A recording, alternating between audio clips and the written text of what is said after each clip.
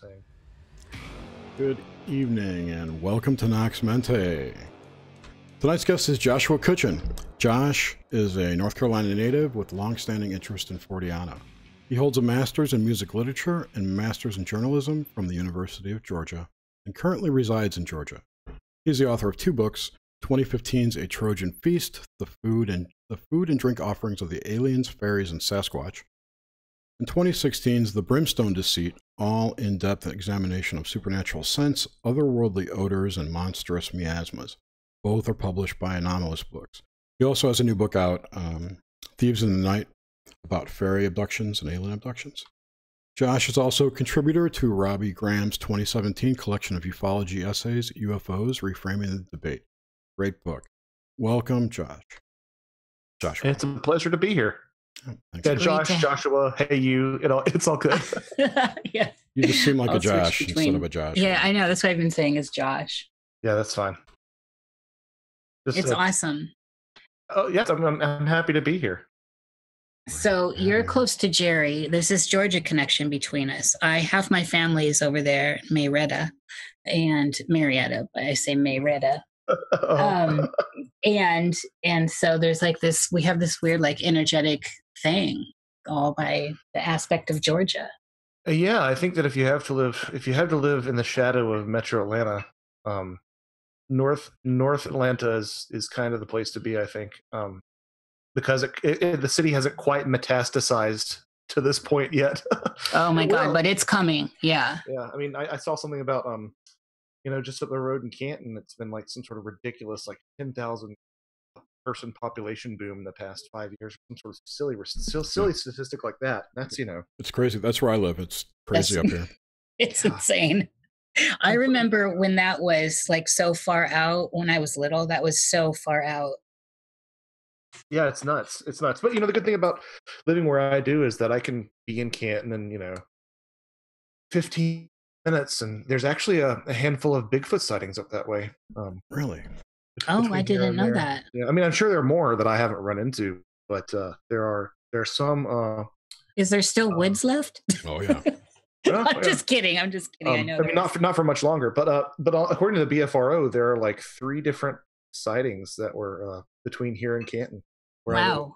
So it's weird to me that my wife works at the CDC and I gig in Atlanta all the time, but that we're this close to the woods. So I do enjoy it up here. Maybe the Bigfoot likes all that kudzu. Well, the north side's the place to be. The south side of Atlanta is a shithole. Yeah, it's a. Oh, you cut out.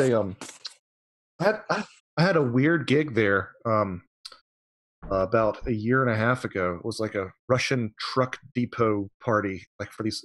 I'm entirely sure they weren't Russian mafia. Oh, I'm intrigued.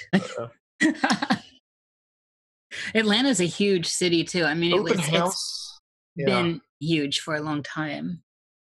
There's a lot going on. With the airport being here, I feel like everybody stops in Atlanta too. Mm-hmm. Oh my God, the airport's huge. It's against their will too. That like you can't. It's against their will, totally. Totally. Yeah. Yeah, it is an enormous airport.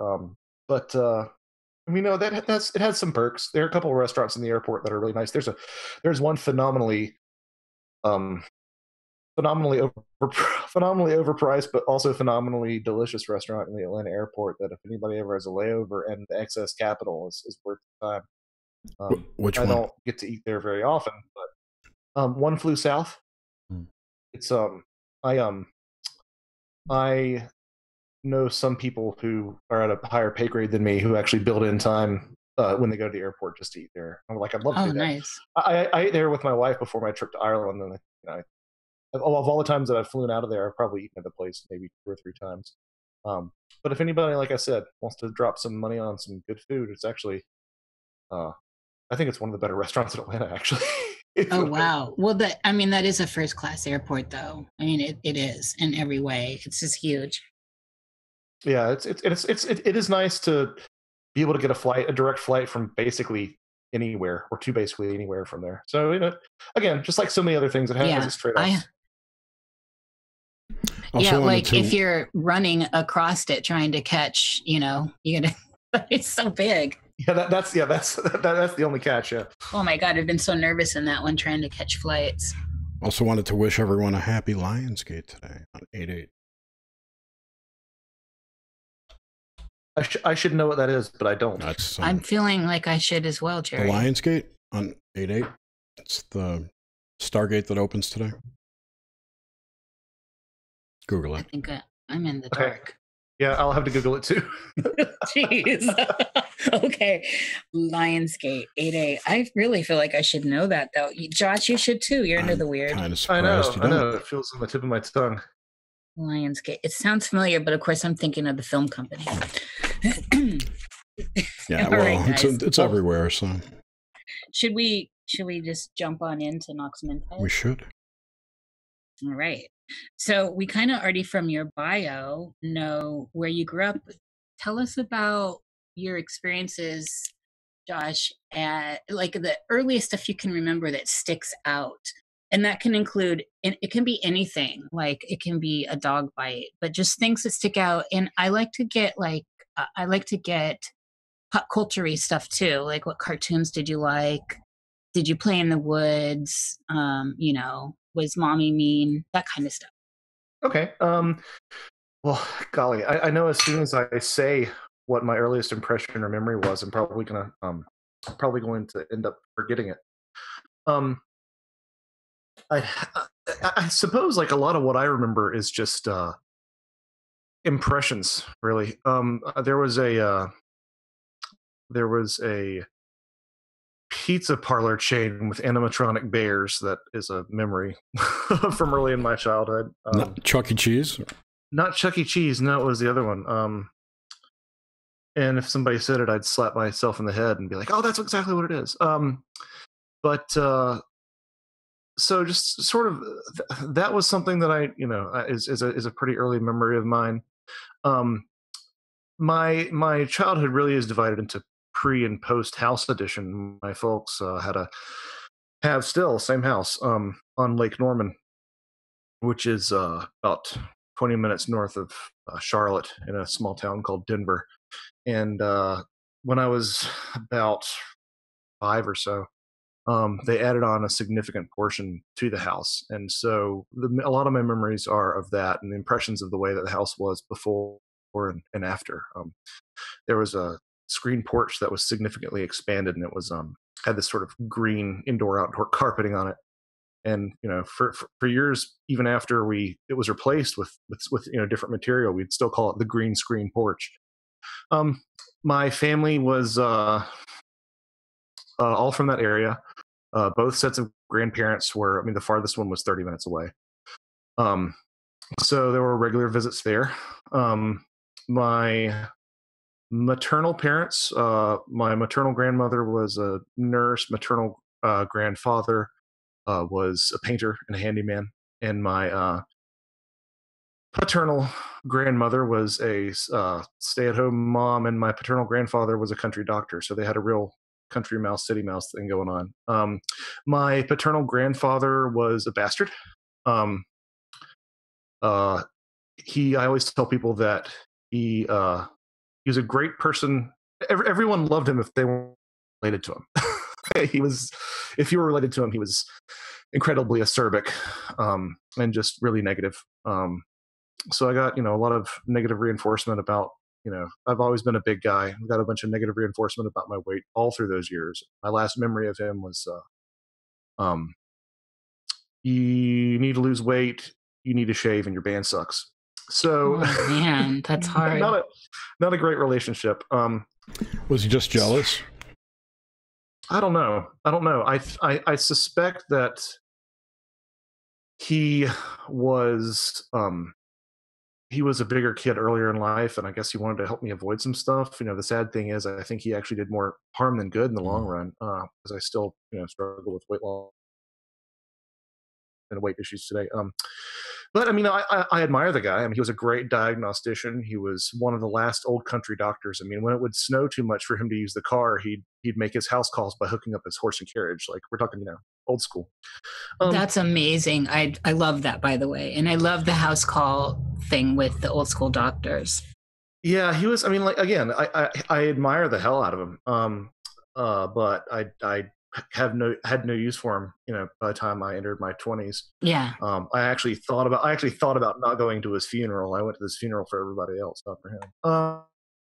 But it was, it was interesting to be within. So, I mean, didn't realize until much later how out of a dynamic that is to have really your extended family so close. Playing in both their spaces, and sort of the dichotomy between the two is just really stark, because he actually his office was part of a split level that operated out of his house. The house of my grandfather and grandmother, the doctor, is really a remarkable house. I mean, when it was sold, my sister moved in for a while. Then when she sold it, the realtor was making very specifically saying that, like, it would be cost prohibitive to build that sort of house today. Even back in, like, the house was built in 59 or something, and it had automatic lights in closets. It had outlets in the mantelpiece. It's like a really fascinating house. And like I said, it was a split level, so there were examination rooms down below. And so that was, I have a lot of memories of playing around there. And also in stark contrast, playing in my mother's family place, which was a really small, tiny house, with a garden in the back and cages of my grandfather raised rabbits for a while. So all these sort of different, two very different dynamics going on.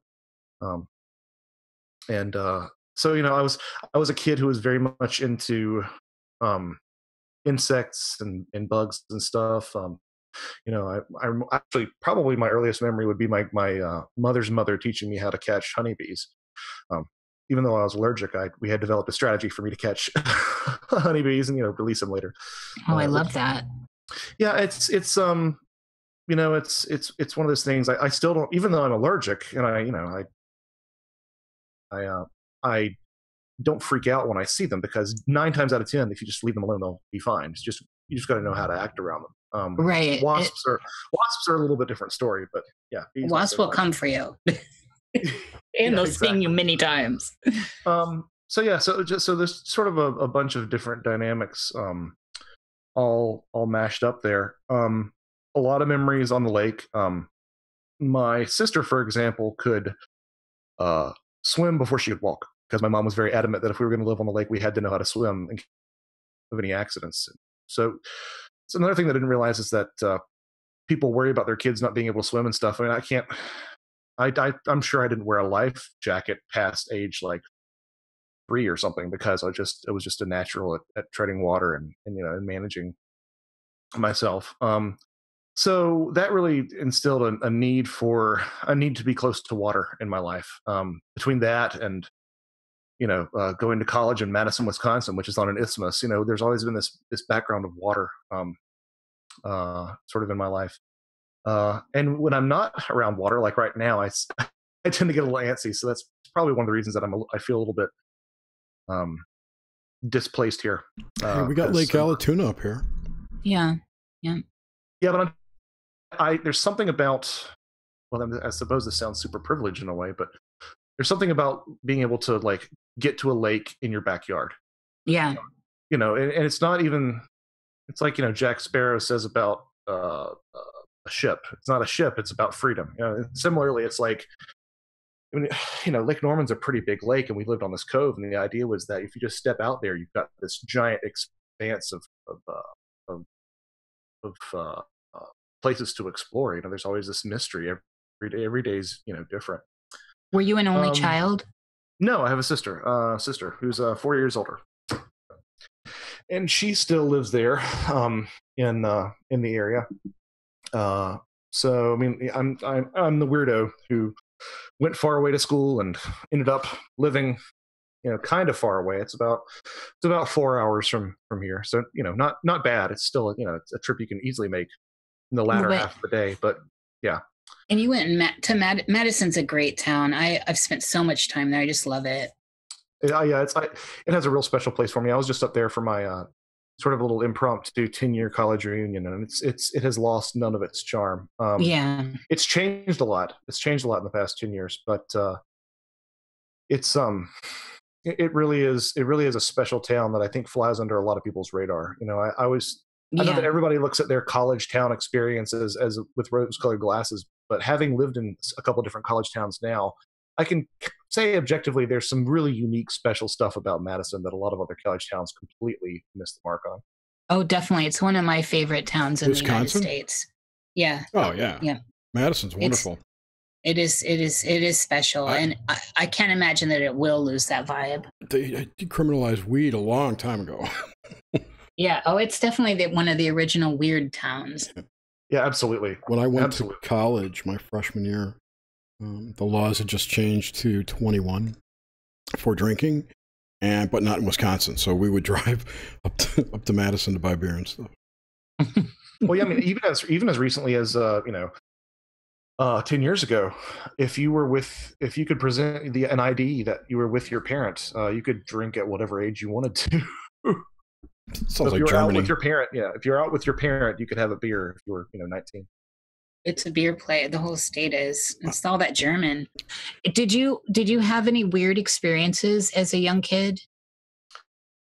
Yes. I mean, not as much as a lot of people that you know do, but the most interesting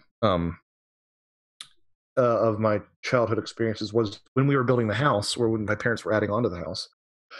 There was a period during the entire construction process where we would, for example, look on the top of a shelf that we hadn't looked on in forever, or we would take out a book that we hadn't taken out in years, and there would be a stack of 4 quarters behind or tucked away somewhere.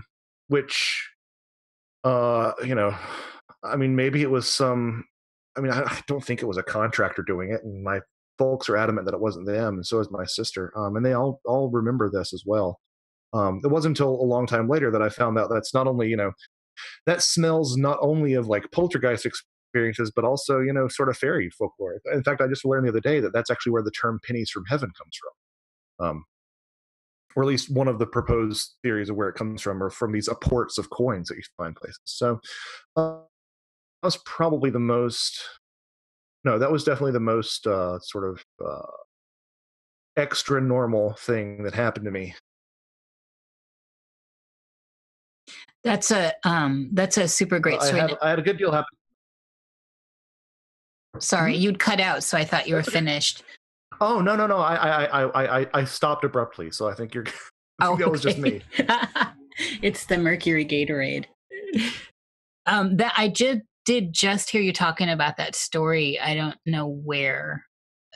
Recently, in this last week. So, and it's one I wanted. I'm glad you mentioned it here because it's super fascinating and it's classic with the Fae, in my opinion. It's on a Greg show. Was it? Maybe. I know. You're making the rounds. I don't know. I've been doing so many shows Yeah. lately. It's your new book. Which I didn't even know about until I heard Radio Mysterioso. So it's kind of awesome that we got you like soon, within the time frame of the release. Oh yeah, it's just been out for like a month and a week, I think, and the Kindle just came out, so it's all very fresh. Yeah, it's awesome. It's on my list to get, by the way. I love the topic.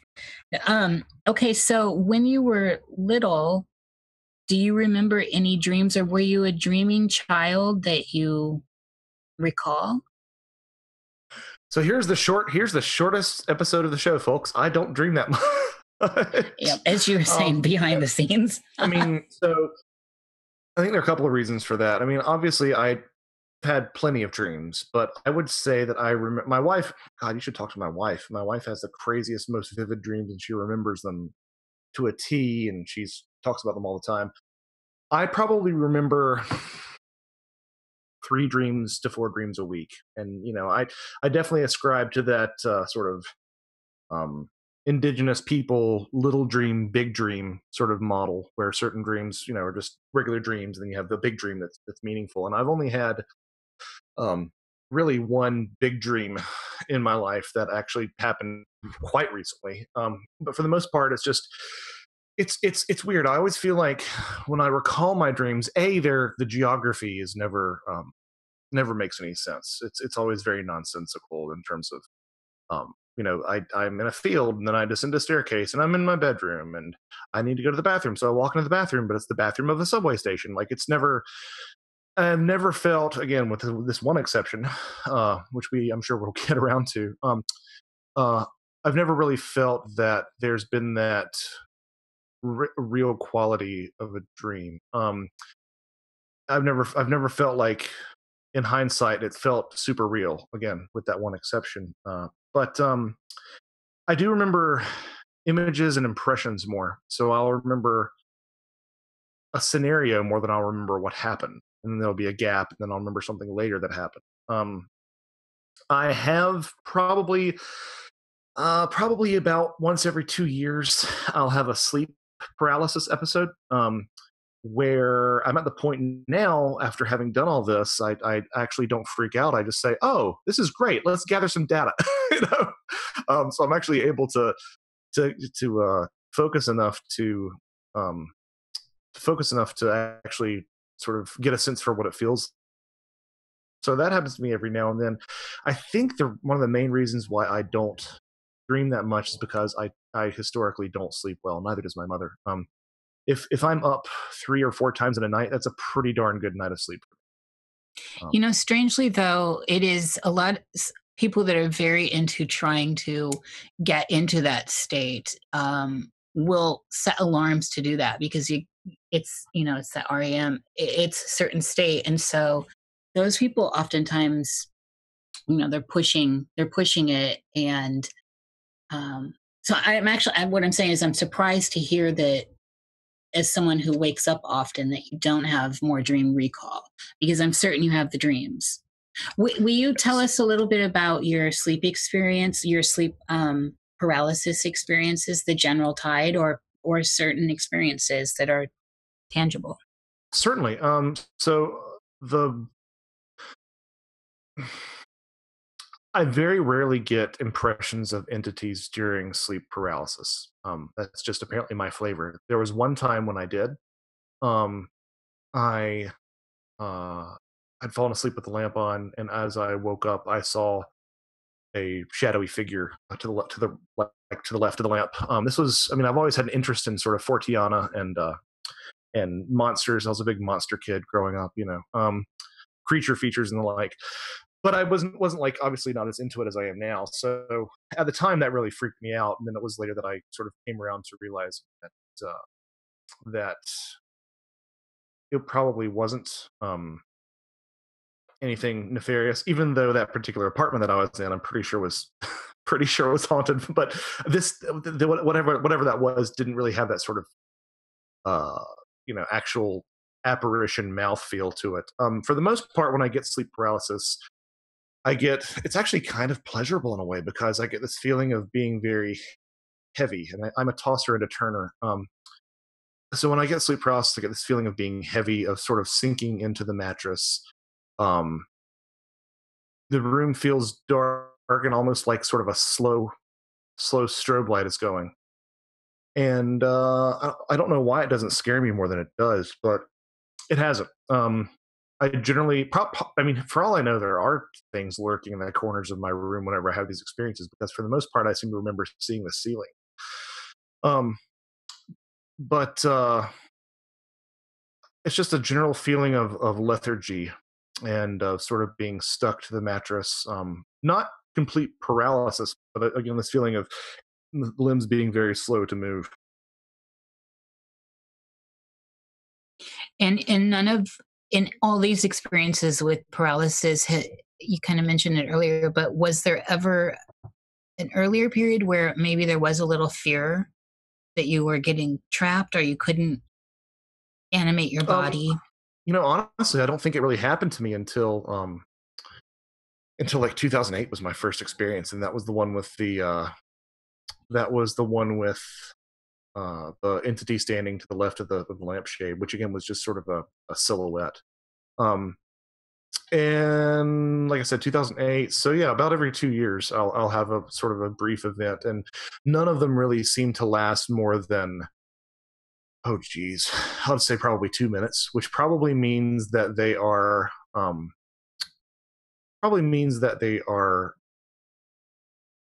either longer or shorter than that, because I'm sure that my sense of time in that scenario is skewed. Interesting. The the figure is so standard in these experiences, and of course, a lot of people, some with more conviction, have good ideas as to what these figures are. Um, I remain open with the ideas of what it could all be, but they do seem to have this uh, edge to them that's not friendly in general. And I don't know if it's I don't know. I don't know. So Well, I've often wondered. I've often wondered if it's not sort of the astral equivalent of your car breaking down in a bad neighborhood. You know, right. like, right. yeah. There's like the creepy crawlies kind of thing. I've heard so many stories, and sometimes I'm thinking where they seem like they're completely not part of your unconscious or not part of your doing. Like they do seem to have a separateness to them. That makes me think that it is some sort of etheric or ether or what however you want to wrap the language around it, that they're not you, that the energy is not you. So Right. and so that's kind of, I like pondering on that. Well, and maybe I'm a little bit too quick to dismiss that first incident, because I mean, again, like I said, that apartment did have some really, really strange things that happened. Can you tell us For about some of example, those things? Thank you. yeah. So I mean, because I don't think I've ever really talked about this that much. There was so it was a living room joined by a very short corridor into a dining room that joined into the kitchen. And it wasn't until about my third year that I realized that it wasn't just dishes settling, in the sink. That I would be sitting in the living room and it would sound like someone was absolutely doing the dishes. And I didn't think much of this um, until I had a friend over that I had regularly, and I said, "Hey, have you ever noticed sometimes we're in here?" And he goes, "Oh, the kitchen? Yeah, yeah, it's weird." um, so there was that. I mean, this is a relatively new townhouse. Of course, that doesn't really mean anything. There are plenty of stuff that happens in new locations. But the real interesting thing was I had a very cheap from my parents' house a long time ago. It was a hand-me-down table with a glass top. Not a glass top, like it was a pane of glass between like four aluminum rods, very thin, um, like a window pane. Basically, it was basically like as thick as a window pane. And that was sitting in the sitting flush against the wall in the dining room with a picture above it, a collage that my sister had made of a trip that the two of us had been on. Um, and so the picture was hanging above the glass table, and the glass table was probably about 18 inches, or no,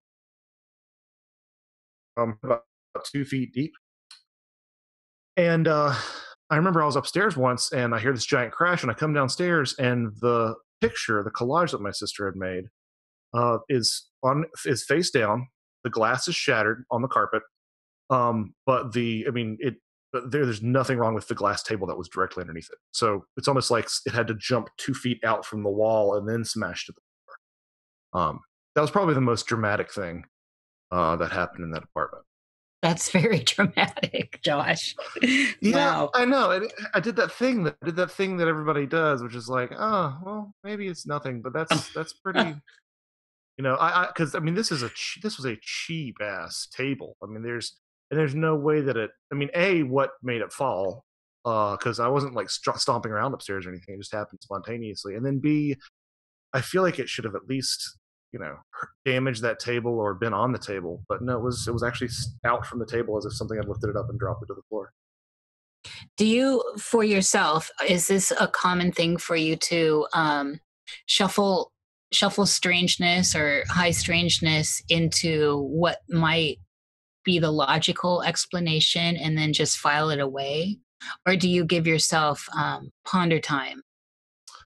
I mean, I think that it's changed in my life since I've been involved in this. I mean, I only really started getting earnestly into this sort of area in about 2012 or something, doing the deep dive into podcasts. And of course, my first book was 2015. So, I mean, it's been a background interest, but I've never taken these things as seriously as I do now. So of course now I'm looking for it all the time, and it never happens. And Yes, then I wasn't looking for it. And it was. Stop looking. But I think it's the human condition. I mean, I think that if honestly, it's going to sound more negative than I mean for it to, but I hope you'll take my meaning. I feel like if you're a sane person, that's what you're going to try to do. Like I'm the first person to say that there are a lot of people who put the dick in skeptic, but but at the same time, I think that's the healthiest way to be, an open-minded skeptic and try to rule stuff out. I think is the only way to really approach a lot of these subjects. So I mean, stuff like that I didn't see. It's a little bit more easy. It was easier for me to write it off as something sort of mundane. Since then, I've had some things happen here and there that they can't be explained. But it's kind of funny. Like I said, since I've really started getting into this, that aspect of my life has really, really died down since I've started looking for it. Yeah, I'm not surprised to hear that. When you were younger, were you a fan of like sci-fi and horror at all? 100%. I always tell people I was a monster kid. Like if there was a creature feature, I was all over it. So the old Ray Harryhausen stuff, Voyages of Sinbad, A Million Miles to Earth, all that old stop motion stuff. I still have a deep heart for, a deep real affection for. Sort of anything creature feature monsters. Predator was a staple in my in my childhood. I will say, and this is the superb irony of all this that I'm doing right now, is that because I was a creature kid, and I was in love with all this just horror and monsters and stuff. My dad thought it would be great to show me Close Encounters of the Third Kind at like I don't know, probably 6 or so, 7. That's probably harsh. It was probably 7 or 8. And something about it just freaked me out. And I mean, obviously, there's that incredibly riveting and horrifying scene where the child's abducted, which I still have trouble viewing today. But even the benevolent happy ending with the lead gray puppet, which they actually, ironically enough, called Puck. There's a little fairy connection for you, right? Totally. The Puck puppet just seared something into my brain, and I literally could not look at an image of a gray alien, no matter how stylized or reductive or even cartoony. It would just freak me the hell out. Which this is where a lot of people say you're an abductee. But I mean, I don't know. I think that if it was, I think the scenario is what's terrifying me. I think that if it was, 3-foot tall gummy bears coming into my room in the middle of the night, it would still scare me. I don't think it has anything to do with. I think I was associating the image of the gray with just that idea of being helpless in your bedroom. So I literally this was to the point that when my sister was pregnant with my nephews, she told me to not look at their ultrasound pictures because it kind of looked like a gray alien. Like that's how sensitive I was to this. And so your whole family was aware that you were sensitive to it. Oh yeah. And my mom gave my dad no end of shit for it. And I think that once I started realizing that the abduction phenomena, I don't know why I do know why this is. So for the longest time, I was a flesh and blood cryptozoology interest. That's where a lot of my interests had shifted. And like the UFO thing, I thought must be a whole bunch of it had to be a fabrication, because I was seeing the inconsistency of experiences in terms of entities and craft as of something not having an objective reality. Now I find that to be one of the most fascinating things. But it wasn't until later, and I started hearing about altered states of consciousness, and then again the comparison to fairy folklore, that I was actually able to, something about the idea that it's not little scientists from a different planet, which I'm pretty convinced that the contact experience isn't representative of that. You know, don't at me, folks. Um, but once I came to grips with the fact that the data seemed to suggest something, I'm going to use this term for lack of a better term, and it's loaded, and I hope you'll just roll with me on it. Once I understood that there was something spiritual, or perhaps a better way to put it is consciousness based, about the abduction phenomena, all that anxiety about it sort of faded away, because, and I suspect that the reason for that is because if it's consciousness based, I have a degree of sovereignty in that interaction. Whereas if it's, it's a material thing, then they can do whatever the heck they want to me. So, I mean, I don't know. I don't have any memories of any sort of abduction in my past. I don't have enough stuff to have that happens to me to make me think that I have any sort of history of abduction. I have 0 incidents of missing time. But all of this, I will say that smells kind of fishy, that I was so freaked out by it. But maybe it was just an impressionable kid. I don't know. It doesn't smell fishy. It was a movie, and it's set up to be provocative like that, from the soundtrack to the hurts to the imagery. And as a young impressionable person, a kid, that is the goal. And so I'm never one of those people to jump right into. I don't even know how I feel about any of that anyway. I'm just open. But to me, all of that would stem from the power and the magic of the production, right? I mean, yeah, I would definitely think that myself. I love your perspective here, though, that the sovereign aspect of spirituality, which you own, which you're in charge of, as opposed to the victimhood aspect of an abductee. And again, I'm not being judgmental either. People have their experiences, and this is what we go off of in life. And I value everyone's own experience. So I'm not judging, but I do like the perspective here of taking that route, that you actually have some control in this, that you're driving this rather than having been in the victim seat. Right. I think that there is no shortage, because I looked into this for the latest book. There is no shortage of evidence to suggest that that aspect of sovereignty is retained into that experience, and that you are not powerless from a consciousness standpoint whenever that sort of experience happens. Whatever that experience might be, it seems to be influenced by whatever consciousness is. A lot of question marks in that statement, but yeah, I hope you take my meaning. Well, this is kind of the nucleus of this show, is what is consciousness, and at getting at that, these other experiences that we can all experience become part of that conversation. Dreams, memory, death, all this stuff that kind of ties into real solid, tangible stuff in this world that we're living in. However you want to look at that. And on that note, so the idea of, the dreams you do recall, and I'd like to bring in now the big one you were talking about pre-show, and I want to get into that because I want to understand how you dream when it does happen, on the rare occasion that you remember it, how it looks like, how it feels, what's the topography, all this stuff, what's the architecture going on. So if you don't mind, lead us right into this one and give us the time frame as well.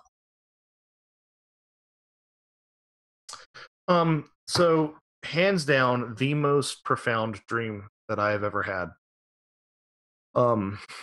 Because again, I just don't remember that many other ones, but I will remember this one till my dying day. I had completed, it sounds like a giant promo for book number 3, but I promise it's not.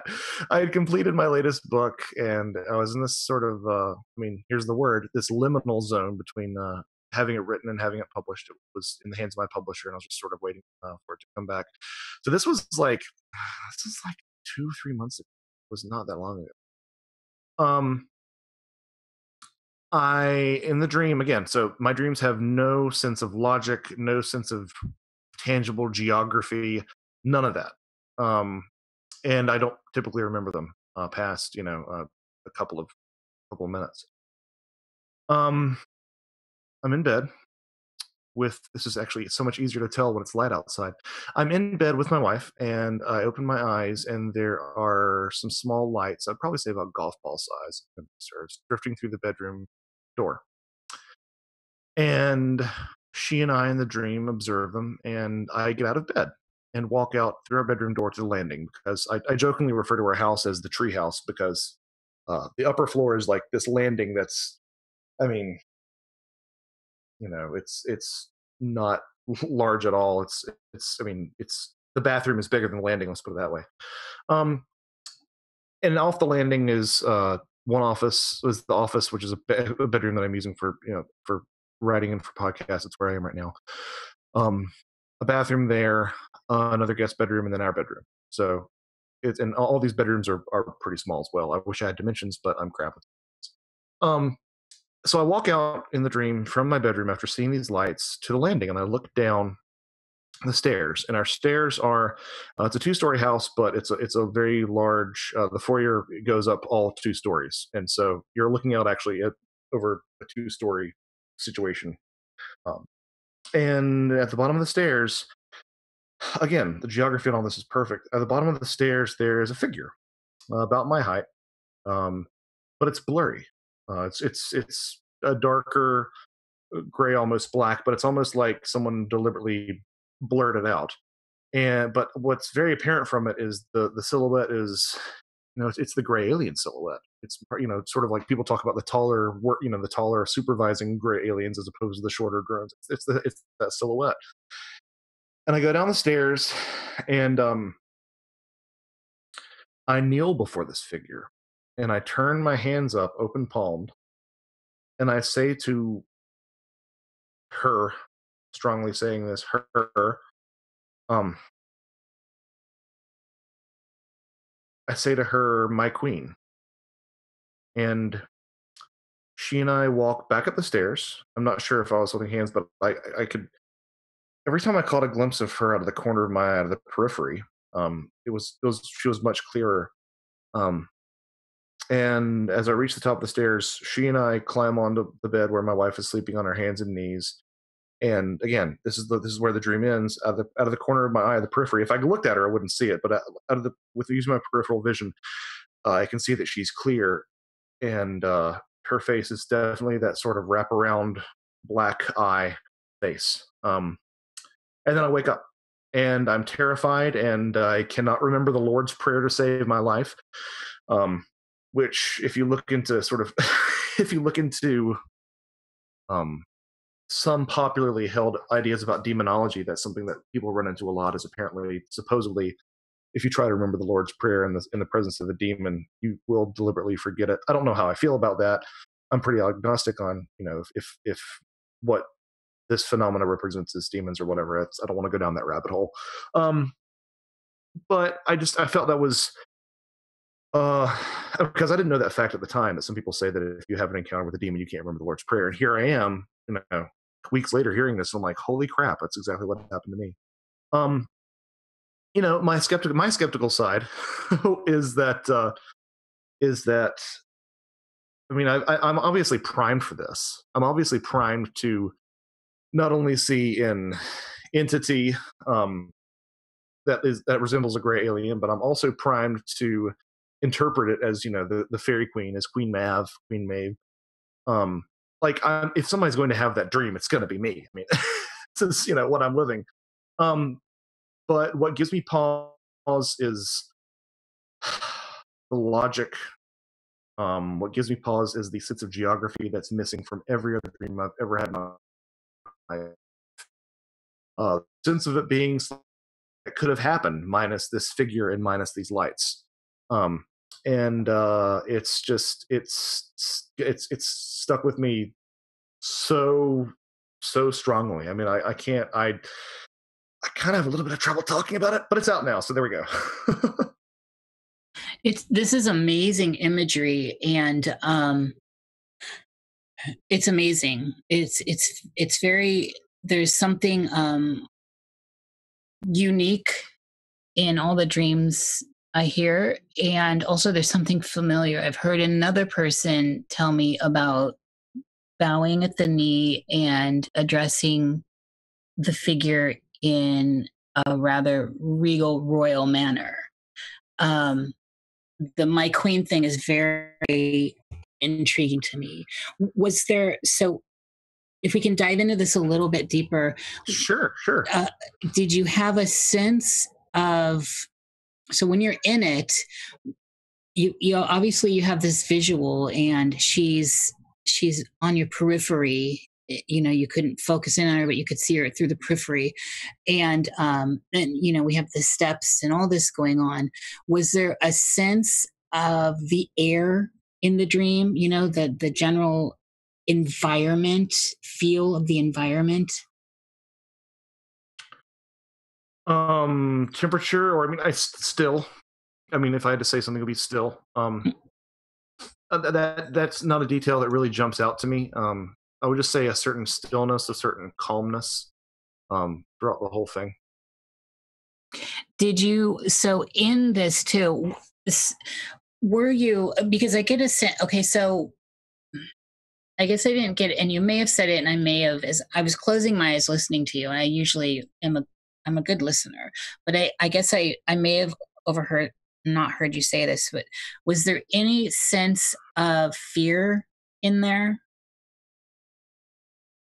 No, I mean, it was it's just so creepy. I mean, and don't think that I'm, because I want to talk about this. I want to hash this out.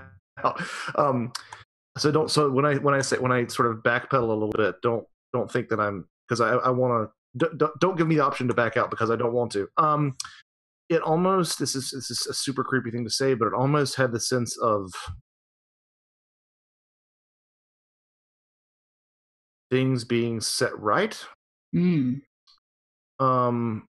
Like, and I'm not saying that this is what's happening, but this is sort of gives you an idea of the character of it, like kind of prodigal sonny, kind of seat at the throne-y, taking your rightful place, seat at the throne kind of feeling. Mm-hmm. But not in the sense that I was doing that, but in the sense that I was acknowledging something that was there. Does that make sense? Mm-hmm. Oh, quite. Okay. So you had in this too, since in the dream, your wife was in the bedroom, right? You said she was on her hands and knees sleeping? No, she was sleeping regularly. The entity and I crawled onto the bed on our hands and knees and crawled towards her. Okay. And so what I'm getting here is, so in the dream, you were Josh, you were your persona as you are now, because you're grounded in your wife there. So your wife is there. I mean, yeah. And then that's another thing. Like, I've had so many dreams where I'm not me, or something about me is off, or I'm with somebody else, in a relationship with somebody else. None of that. Like I said, this was like, I got up, went, and the only thing that was amiss was, like I said, the light in the entity. Like, it was 100% me, 100% her, 100% our house as I know it. Yeah. Mm-hmm. How lucid did you feel in it? Like, how real in the experience did it feel? 100%. I mean, I look back on it now, and it feels like it has a little bit more of a dreamlike quality, but well, that could be memory, by the way. Yeah, that's true. So, okay, so when you first encountered her, when you go down, and so that it is basically, you're in high lucidity here. What was this feeling? If you analyze why it is you got down and said, my queen to her, was this, did you have control over that, or did it feel like the dream was flowing that way? That was compelled. Yeah. I mean, I certainly, I mean, if I was highly lucid, I would have, I would have freaked out. Like, if it happened now, I'd freak out. So I would assume that if I had that sort of control over what I was doing, I would have freaked out in the dream. So it felt sort of compelled, but again, in that sort of like, oh, that's right, this is the way the script goes. Uh-huh. That's right. This is what you do when you hold court. Yes. Yes. And so also, Was there a sense of sound? So when you made the noise, when you vocalized, how did that become present in the room?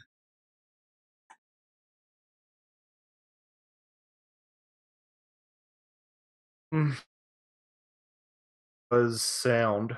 I'm not entirely convinced there was, but if there was sound, it was that sort of very dead sound that you get in like a recording studio. It was nothing wet about the sound. It was like just there's no reverb. It was just yeah. And was she at all? Did you register communication with her? Say that again. Was there like a sense of communication with her that registered, like coming from her to you? I mean, not particularly. Uh, Again, it was almost like that sort of idea of being scripted or like dance steps. Like if there's no need to say anything because that's what happens next as we go upstairs. That makes sense. Mm-hmm. Yeah, it's intriguing. And so, all right, then to ground this back again into your daily life, you had just wrapped up the book, right?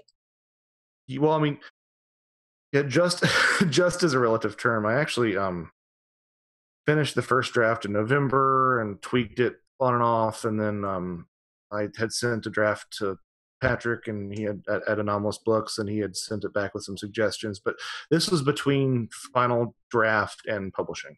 So yeah. But you were heavily steeped in it. It's like the editing phase. Well, I mean, no, it was past the editing phase. It was locked. It just hadn't the cover material, the release. It hadn't been released yet, I guess.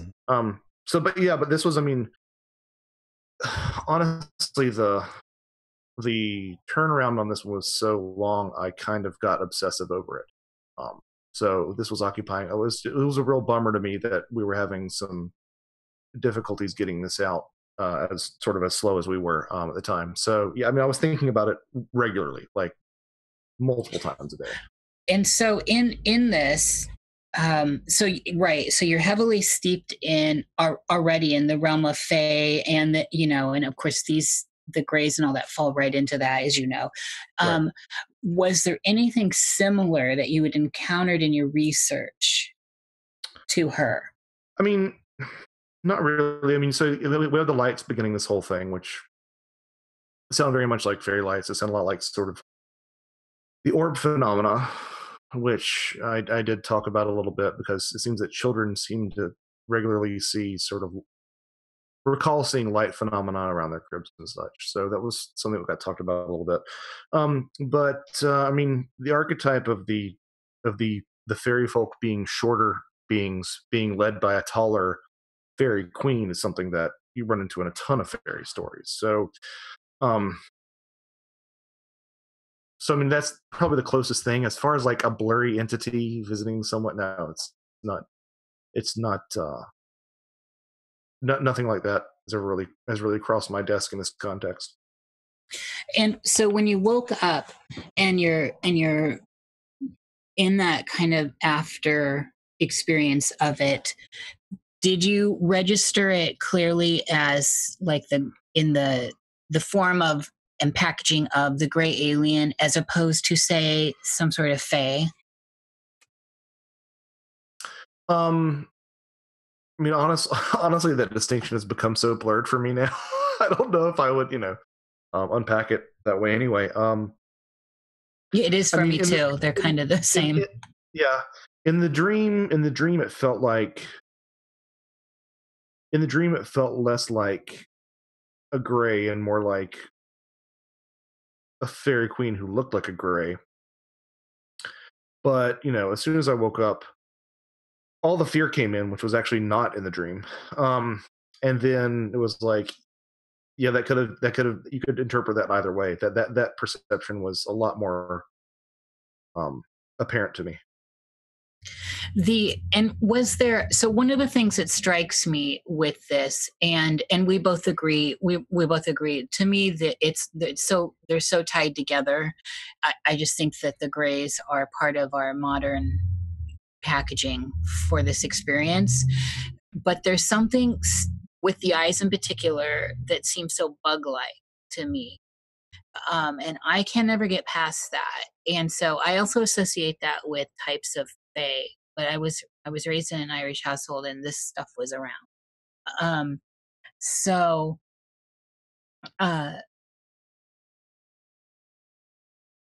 anything about her that felt more bug-like. I mean, well, about your upbringing, so that's fascinating. We should probably talk about that at some point. If not tonight, then later. But as far as her specifically, like mannerisms or anything about it, I mean, obviously most of it was blurry. The only thing that seemed bug-like were the eyes. Movements were lithe. They weren't jittery or quick like a bug or anything. I would say probably that sort of regal sense of motion, almost like a dancer or something. Yeah, this is great. Thank you. I think Jerry wants to chime in on something. So I'm curious. So this happened during the release of the book, pre-release, right? And I know, and it sounds. I promise you, I'm not making this up to sell. No, I don't think you are. I'm not like you don't have to defend yourself at all. I'm more curious about. I was going to ask. I'm more curious. Did you have any other experiences during the writing of the book? Or was there... The only thing that really came close was when I first started research. I was playing a gig, and it was sort of a festival scenario, and there was a psychic there reading people's runes. I never had my runes read, so I asked her to read them, and she ended up saying that was very intuitive, which is not something that I've really gotten in my life, but whatever, I'll roll with it. And she wanted to give me her information. And this was, like I said, I just started researching. I'd just gotten into, Lilith as being sort of this overarching figure in a lot of child abductions. And she doesn't have her card on her, so she pulls out, I don't even think it was a tarot card. I think it was just a card from a deck of deities or something. But I should go back and look at it. But the card, of course, is Lilith of all mere information on. So that's awesome. The only other synchronistic thing that really happened to me over the course of writing the book. And the other books, in terms of proximity to this dream, nothing really. Yeah. Okay. What? And other books you didn't have that. I've heard other authors talk about having phenomena occur during the writing of a book. Once they dig into the subject, they'll start having synchronicities and then possibly experiences with the subjects. And I have had a little bit more. I mean, I've had sort of with everything else I've written, I've had a lot of library angel phenomena. I don't know if you're familiar with that term. Not at all. So the library angel is this idea that when you're researching, either a book will fall off a shelf, that's the exact book that you need, a reference you're trying to find, or something that you've had trouble finding, or you'll stumble upon something that is out of print and shows up on your doorstep the next day. That's that sort of thing. Yeah, exactly. So I've had those sort of experiences, but and I've had other profound synchronicities. But as far as in the course of me being creative, it's been pretty low level stuff. I did have one really intense synchronicity on the way back from a gig in Austin, but that's neither here nor there. We could talk about that later if you want. Sure. Did you ever think about this dream as possibly a thank you? I have. I mean, I feel like the number. Yeah. I mean, I feel like. I feel like it's become a personal goal of mine. It's something that I've really taken on to champion this reappreciation, this reassessment of sort of this older fairy phenomenon, and to sort of take back what that means, and to put it in this context to a greater audience. So I've thought about that sometimes. Like, what if this is a sort of thank you for paying for giving us attention, for sort of re-enchanting the world a little bit in that sense.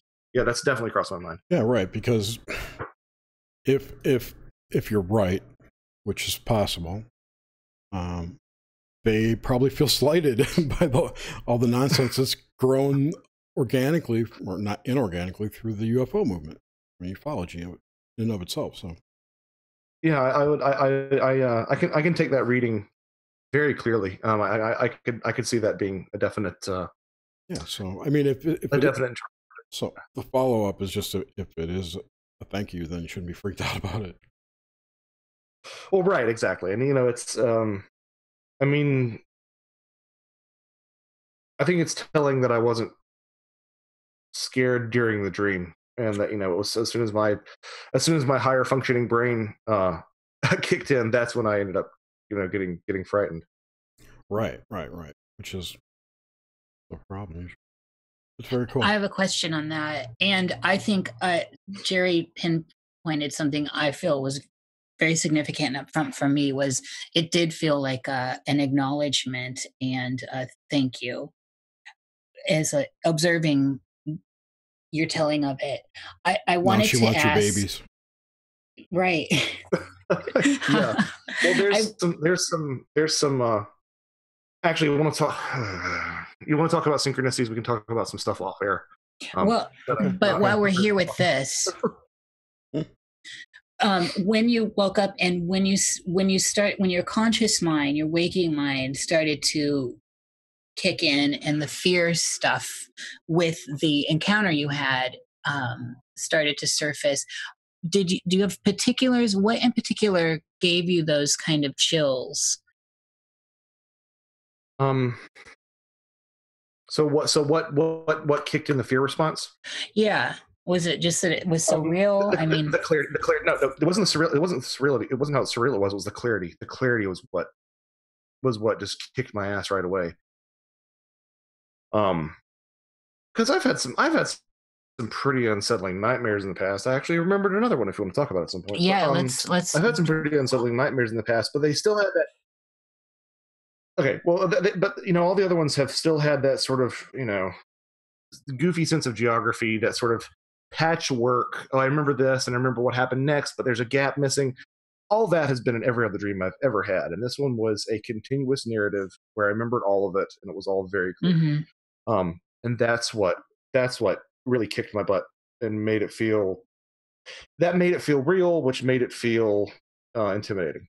Yes, which also just as an observer of it really drives home that there's a real feel of thank you, an acknowledgement, and down to the point where you got on your knees with your hands up, with your hands open like that, is like just seems so clear to me listening to it. I'd love to hear about nightmares that just popped into your head. Yeah, so this one's a lot patchier, as I mentioned, but I remember being in. I can't rightly. I mean, I've been basically in some sort of research mode for the past 3 years, so obviously I was researching stuff. But I remember being in some sort of nightclub bar sort of scenario, and there being these faces that were appearing out of this sort of drop tile ceiling. But again, if the tiles were there, how were the faces appearing? I don't know. This is the sort of stuff that I usually go through with dreams. But images of faces appearing, and you looked. I don't want to say clown-like because I don't have a clown thing, but they appeared to be benign. But the more you looked at them, the more that you could tell there was something really, really negative underneath. These leering faces, these smiling faces with this vibe of evil. And the more I looked at them in this sort of bar, the more I could tell that they were. This is something that I will say did feel straight up demonic. And it was this attitude of the vibe that I got was sort of back off, keep your distance. This was probably about a year and a half ago that I had this dream, and that's about as that's about as intense as it gets. I mean, that's about as vivid, rather, as I can remember the whole thing. Well, that's rather ominous, though. And interesting. Are you able to stitch in what was possibly going on? Was that when you started working on the book? I mean, mean, I think I've taken like 4 months off between books in the past. So in terms of research, so I mean, I was probably working on something. I don't think it was this yet. It might have been. Um, it was in this house. So, and I was in this house. It'll be 2 years in September. So it might have been between the Brimstone Deceit and this new book. Um, yeah, but as far as remembering exactly, I mean, but here's the thing. Part of the reason that I don't remember this one is because of the sort of inconsistency that I've been talking about, but also um, the fact that because it was inconsistent, it didn't leave as much of an impression on me because I could write it off as being more of just a a little dream to me. Yeah, yeah, absolutely. So I ended up not internalizing all the details like I have this other one. If that makes any sense. Yeah. It totally does. But it's great that it popped up here while we were. I could see that as an acknowledgement or thank you too, to be honest. or a back off. I mean, that's or a back that's off. Yeah, exactly. I don't know why, because I don't really write about demons and but this was the one thing that really did feel demonic, whatever that means. Yeah, but with the Fae, a lot of it is stay away. And so that's why I asked if it was during the beginning, because there's definitely within the lore, at least it's within the oral stuff. There's a staying away. This is leave us alone. We'll leave you alone. There are consequences. Yeah, no, that makes sense. And it's interesting. I feel like since the dream, a lot of areas in my life, knock on wood, are experiencing some real a real sort of spate of some pretty things are trending positive. I guess in my life is the way that I would put it. Mm-hmm. So what sign are you, Josh? I'm a Taurus. Oh, I am too. I'm an April Taurus. I'm an April Taurus too. Oh, so you're first deacon. Okay, we're similar then as far as that. And are you? This is kind of an old school Nox Mente question, and it's I don't know. Some people think it's silly, but it's interesting. Are you by chance RH negative? No. Okay. You never know, and it's funny because we don't ask it every time. It's kind of our old school stuff. It seemed like some people were. It's same school. We're going to keep asking it. I know, but it seems like some people are so put off by it. So I am O positive, but by the way, anybody wants to steal my identity, just listen to this podcast because I'm just opening up with everything. Okay, so all right, so stepping back here a bit, so on the nature of these dreams, and we already kind of got a little bit into how memory kind of ties into it.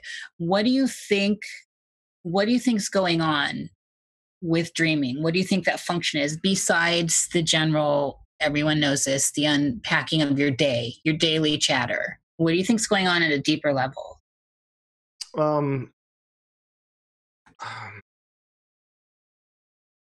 mean, honestly, I feel like I've had so many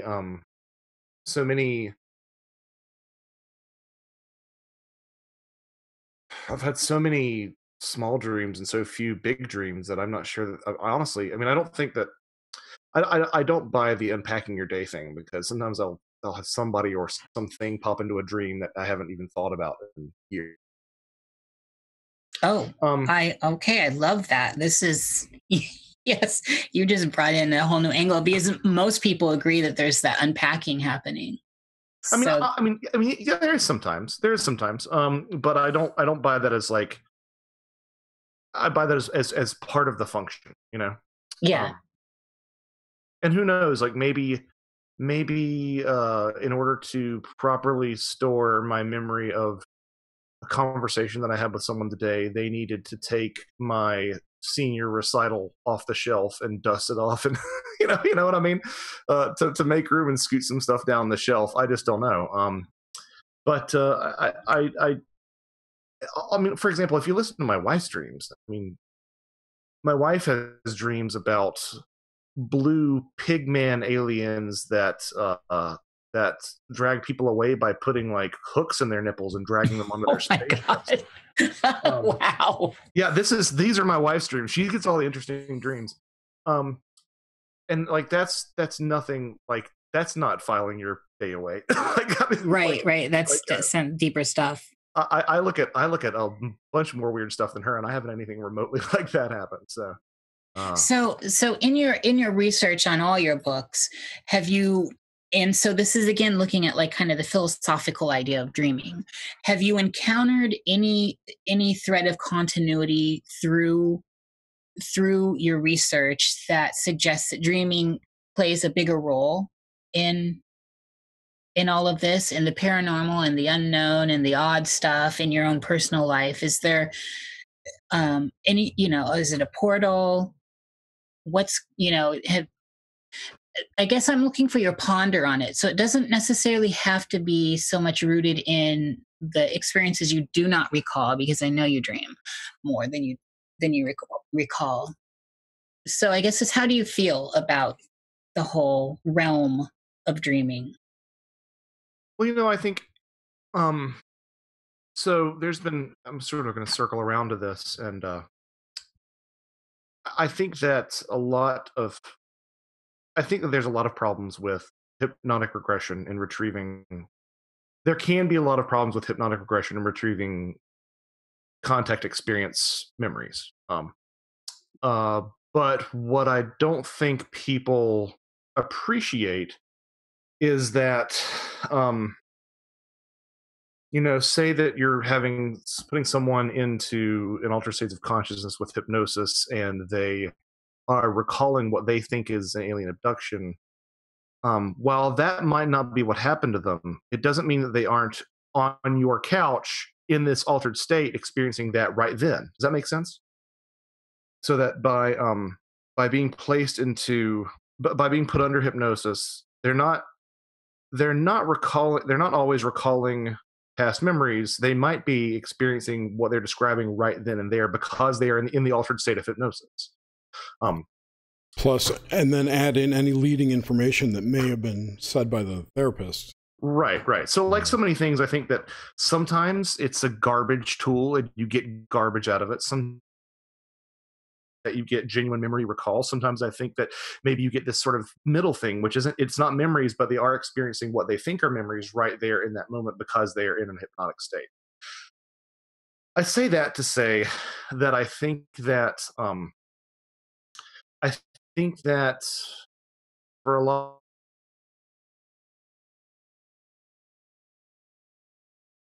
purpose. Here we go. We're talking about stuff. And it's bringing stuff up. I have had, after every major family relation that I have loved die, I've had a dream of them visiting me to say goodbye.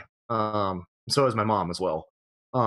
So I think that dreams can facilitate this sort of contact with the other. I mean, it's by definition, I don't need to tell you guys this, by definition, altered states. So I think that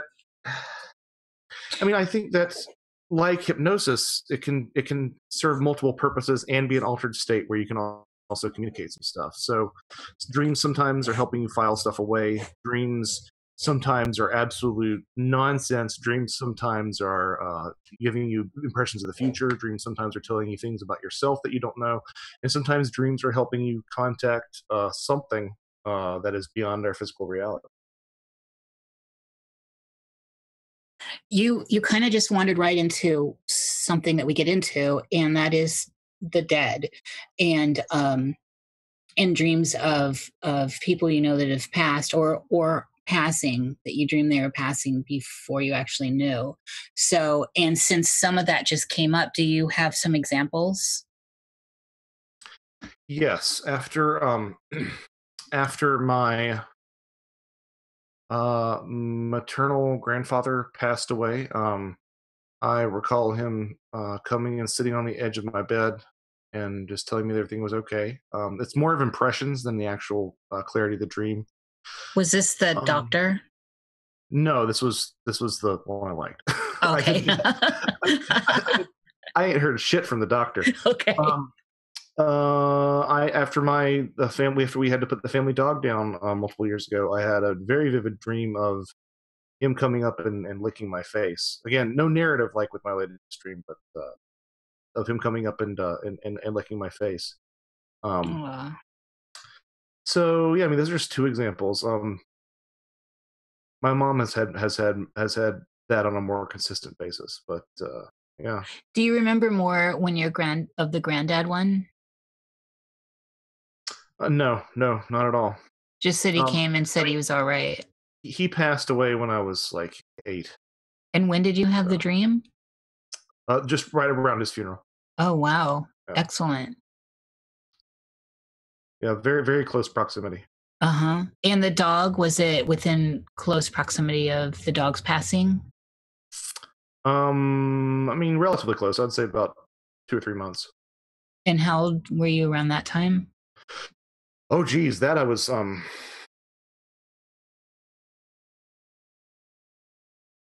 probably 21 or 22. Okay. And do you remember, so it was just kind of, he came up and licked your face. How was there an emotional response while you were in there? Yeah, I mean, I began crying and I woke up with tears on my face. Yeah. Which, I mean, honestly, if I wanted to be that guy, I could say that what I thought was, licking were the tears on my face. But yeah, absolutely. The animals in dreams really is my side fascination. Animals and then things in deep water. As Kristen Lang, I don't know if she's in the chat because I'm not looking, but that knows that those are like big subjects for me.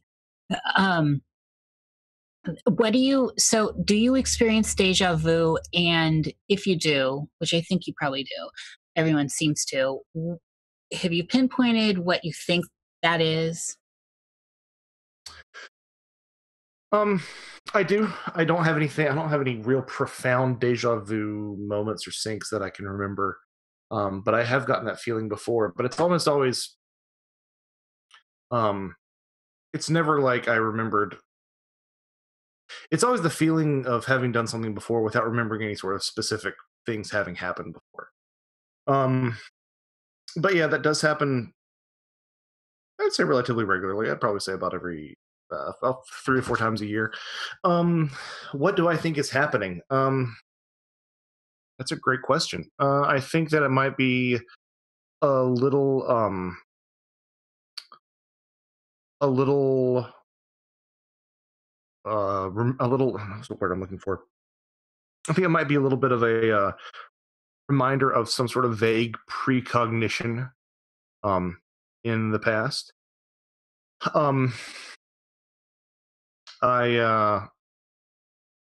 As far as like really trying to codify it into my belief system, yeah, I don't know.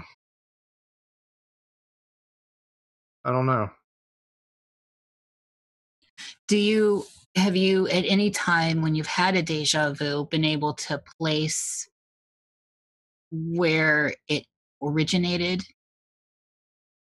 Not particularly. Again, because it's not really, I mean, it's never really the sense that I've done something before in terms of, I remember I was sitting down here eating a steak and someone used the phrase, that's a giant spider. Like, it's not anything like that. It's always much more vague. It's always just like, I have the feeling that something about this has played out like this before, but I cannot put my finger on it. Mm-hmm.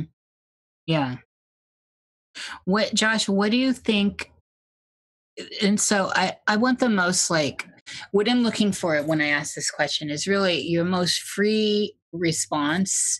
And because we all know that this is just, we're pondering, and so nobody needs to hold anyone to this stuff. We can allow ourselves to just speak and ponder out. But what do you think is happening right now? What do you think, like, this reality, this waking reality that's very tangible? You cut yourself, you bleed, we die, we hurt, the real cause and effect stuff. But what do you think it is ultimately, this waking life we're having?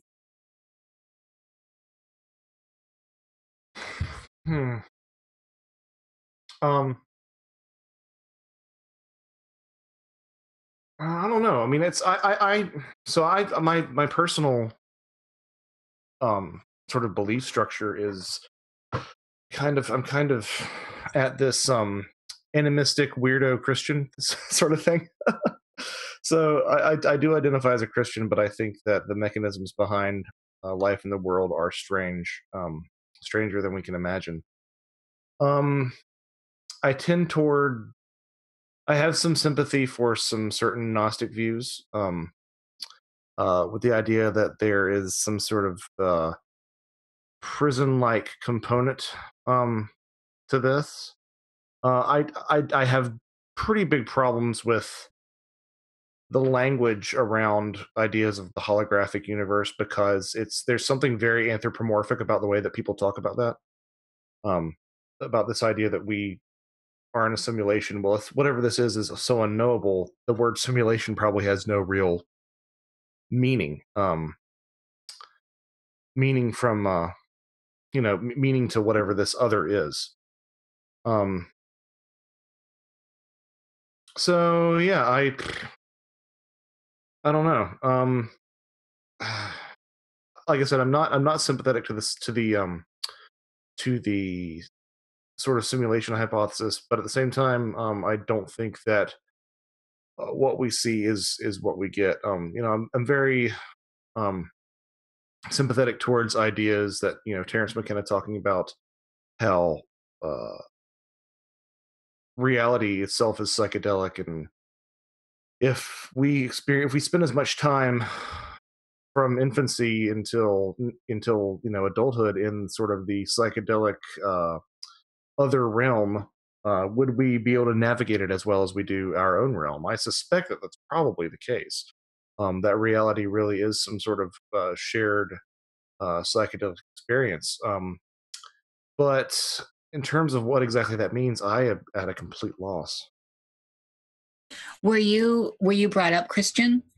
I was, yeah, but uh, laid back Christian. So I mean, like I have a uncle who is Muslim, and it was the idea was has never been entertained in the house that he is going to hell, um, which so I mean it's not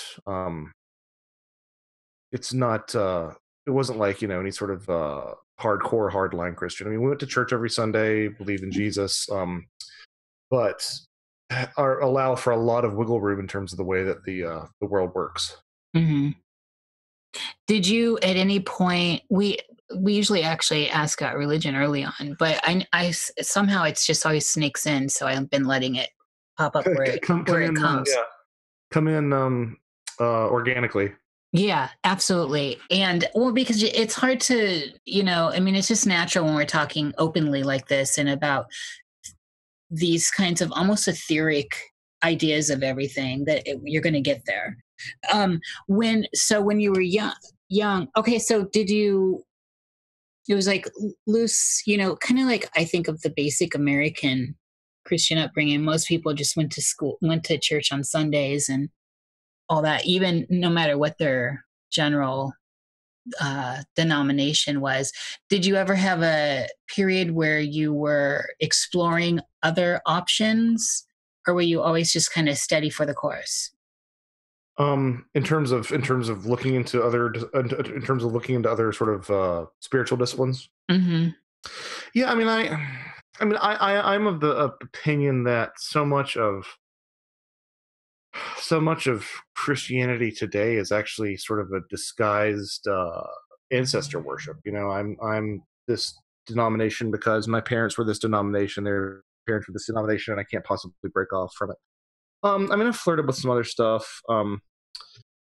I I tend to be sort of pantheistic in a lot of ways.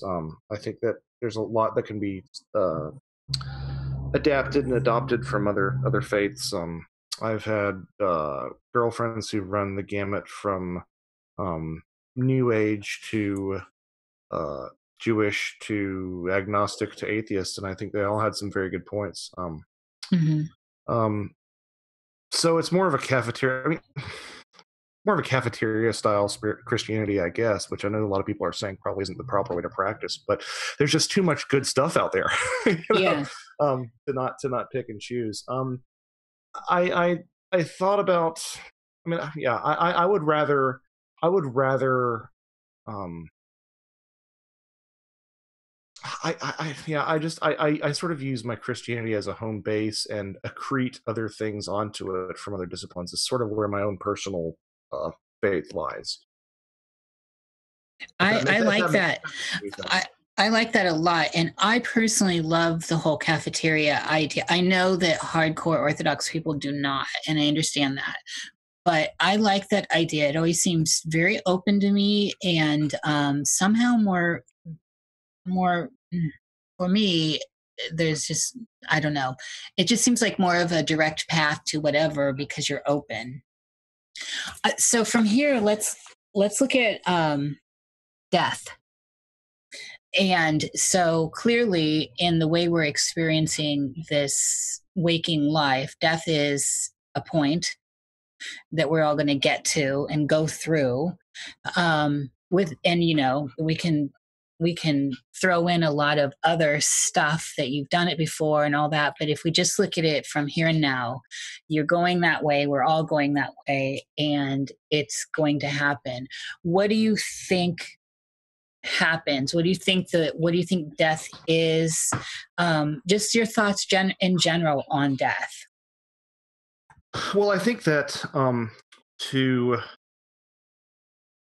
to deny a lot of the very competent, very compelling research that's out there about reincarnation, even if it is quote unquote anecdotal, which is a term I have a huge problem with people using, but it's fine.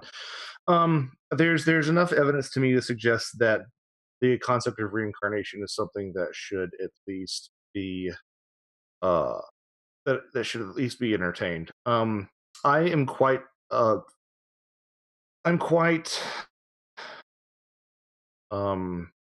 bullish on the idea that there may be this sort of sea of consciousness that we go to, because so one of the things that people who are anti-reincarnation always say is like, well, how come there are more people now than there have ever been if everyone's reincarnated? Come on, go pound sand. That's a dumb argument. Are there? I mean, if you look at we don't even know that statement's true.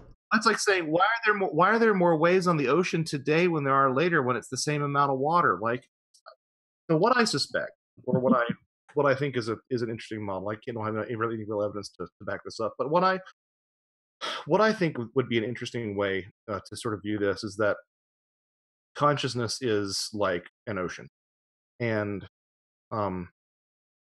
the egos that we see that crop up can be as many or as few as waves on the ocean, and just like waves on the ocean, they gather momentum, they crest, and they diminish as well. And the next wave contains part of the other wave, and it's all one big sort of sea and soup. I am less confident on the concept that we maintain the ego after death. I love that idea, but that's because I have my ego. I love the idea that we contain it, but like I said, it's because I have an ego right now and I don't want to lose it. But it seems to suggest to me that we are looking at sort of. I mean, people want to say that consciousness is an epiphenomena of the brain. Well, I would argue that ego or individual lives are perhaps an epiphenomena of this consciousness soup. I mean, they're a naturally emerging phenomena that we sort of all go out to and from. I do think that there is a benevolent guiding force that manages this consciousness ocean, and I think that it has interacted more regularly than we think with mankind. For what reason, I really don't know. But that's sort of where I am now, and I should hope that if you talk to me in a year, it will be a little bit different, because I don't want to get too stuck in any sort of single way of of thinking. Jerry and I are both that way. We're always allowing new data to change us. Totally. And I really respect that in other people. I like that mutability. Go with the flow. Mm-hmm. So if you don't mind, can we get into a little woo-woo and some of your ideas on some of the woo-woo? Sure. No, it's you should know the answer to that by now. I know, but you never know, and I like to ask. And I don't think anyone's ever said no. I know, right? But they have said no in the responses, basically. Sure. So, yeah. So, where do you stand on the whole? So, what is to you? What is space? What's going on with all that? What is space? Oh,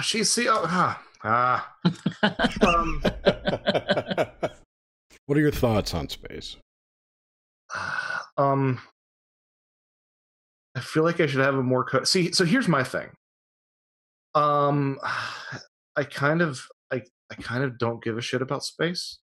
Like a lot of these, and this is a horrible thing to say, but a lot of these, scientific developments about space, I keep on hearing,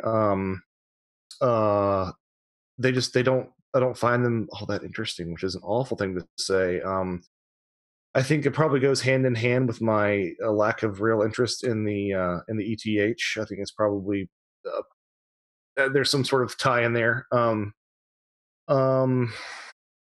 I do not to say that I don't think that there haven't been extraterrestrial civilizations. I've become a lot more interested in Mars and sort of the work of John Brandenburg about the idea that there might have been some sort of civilization that had some sort of nuclear apocalypse, given the particular radioactive isotopes that are found there that we only know about after nuclear explosions on our planet. That seems to suggest there might be some sort of validity to that. But I mean, I get the impression that the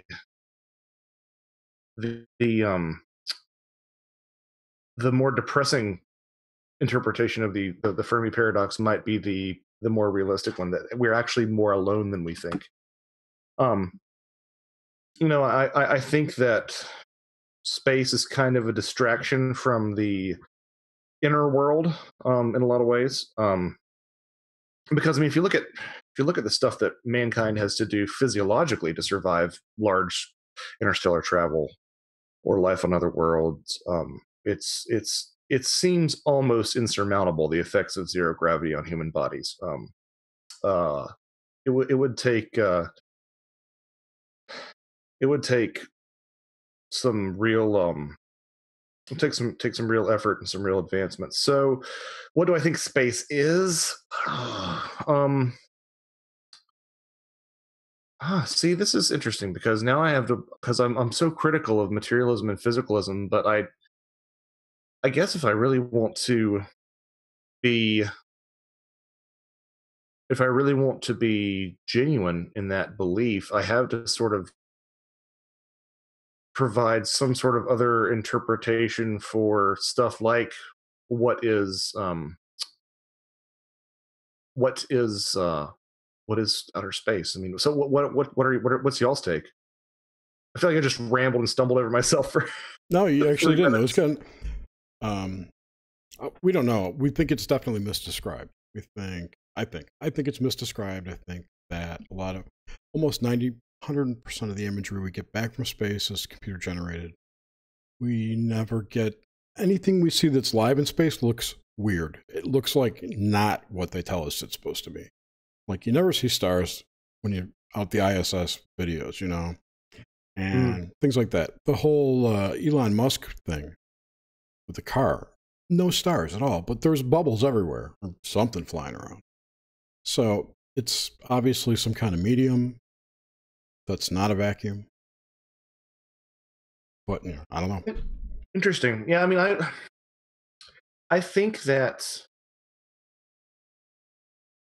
I think that there are definitely space shenanigans. Let's put it that way. That's perfect. I don't know how deep that particular rabbit hole goes, but I know. I mean, I had a Put it this way: NASA was started by Nazis and Freemasons. I mean, that's like yeah. No, I'm You know. totally on board with you. And I mean, and I had a friend of mine who just took a job at a highly placed a highly placed scientific organization that you would all recognize. I'm being deliberately coy That's because okay. I don't know if he wants to get out, but who admitted to me that he's not convinced that the only people to send uh, Americans into space has been NASA. I don't think that they ever did. Well, I mean, but I mean, in terms of like the way that the culture of questioning has evolved, I mean, that to me was a shocking statement from this guy. Because I mean, he's for the longest time a good guy, very dear friend of mine, but he's for the longest time been a very reductionist, materialist, atheist kind of character. And for him to say that, it was like, oh, there's a crack in the wall. I mean, if you pay attention, it's pretty obvious NASA has gotten nowhere in the last 20 years. Well, yeah, of course, that, and like, you know, if you look at the amount of stuff, and this is where I break with some of my more vocal friends in the community, but if you look at so much of what they've done, it's got ritual written all over it. I mean, that's patently obvious. Mm-hmm. They sent Juno to Jupiter. How about that? I know, right? Yeah. So you know who did a really good space shenanigans? You know who did a really good breakdown? It was Michael Joseph. If you've ever heard his take on the moon landing and what that ritual was all about. That was good. I'll have to look into it. I'll find you a link. I mean, yeah. So I mean, even if you want to accept the party line of what we've done, it's still drenched in ritual and symbolism, and there's still, yeah. But I think I'm seeing it more and more. I don't know about Nish, but I think this will sound weird. I think everything is to a degree on purpose. Like it's the organic in it. Looks like ritual to us, or looks like shenanigans. Well, the thing that I don't know sometimes that I have a hard time parsing out is I'm convinced that reality is symbolic. And so sometimes I don't know if what we see and we perceive as human-led ritual, human-led conspiratorial language, if that's not just the universe being symbolically resonant on itself. Again, a big problem with people who are into a lot of these alternative lines of thinking is that they want it to be everything or nothing. So either it's human conspiracies that we see little glimpses of, or the universe is symbolic, and I suspect that's probably somewhere in between. I think it's both and. Or one is reacting to the other, or yeah. Right, so both. Right. I just wonder how many times we mistake one for the other, and vice versa. I thought for a while I was thinking. One of my thought. One of the things I thought for a while was that the things that we identify as possible ritual or sacrifice going on somewhere is actually feedback from whatever was done to make that happen. So look at Vegas, for instance, the shooting. There was all the numerology around everything in Vegas was really, really weird. It was all 91 and 9/11 and 10s everywhere. Yeah. I mean, that. And I could look at that as being feedback for whatever operation was done to make that happen. So the energy that was released made those numerical synchronicities occur, or birthed them, or whatever, you know? Well, right. And one thing that, Gordon White and Chris Knowles have been talking about is the proximity of that to the Oumuamua reveal. Which, yes, right. Yeah, and I think that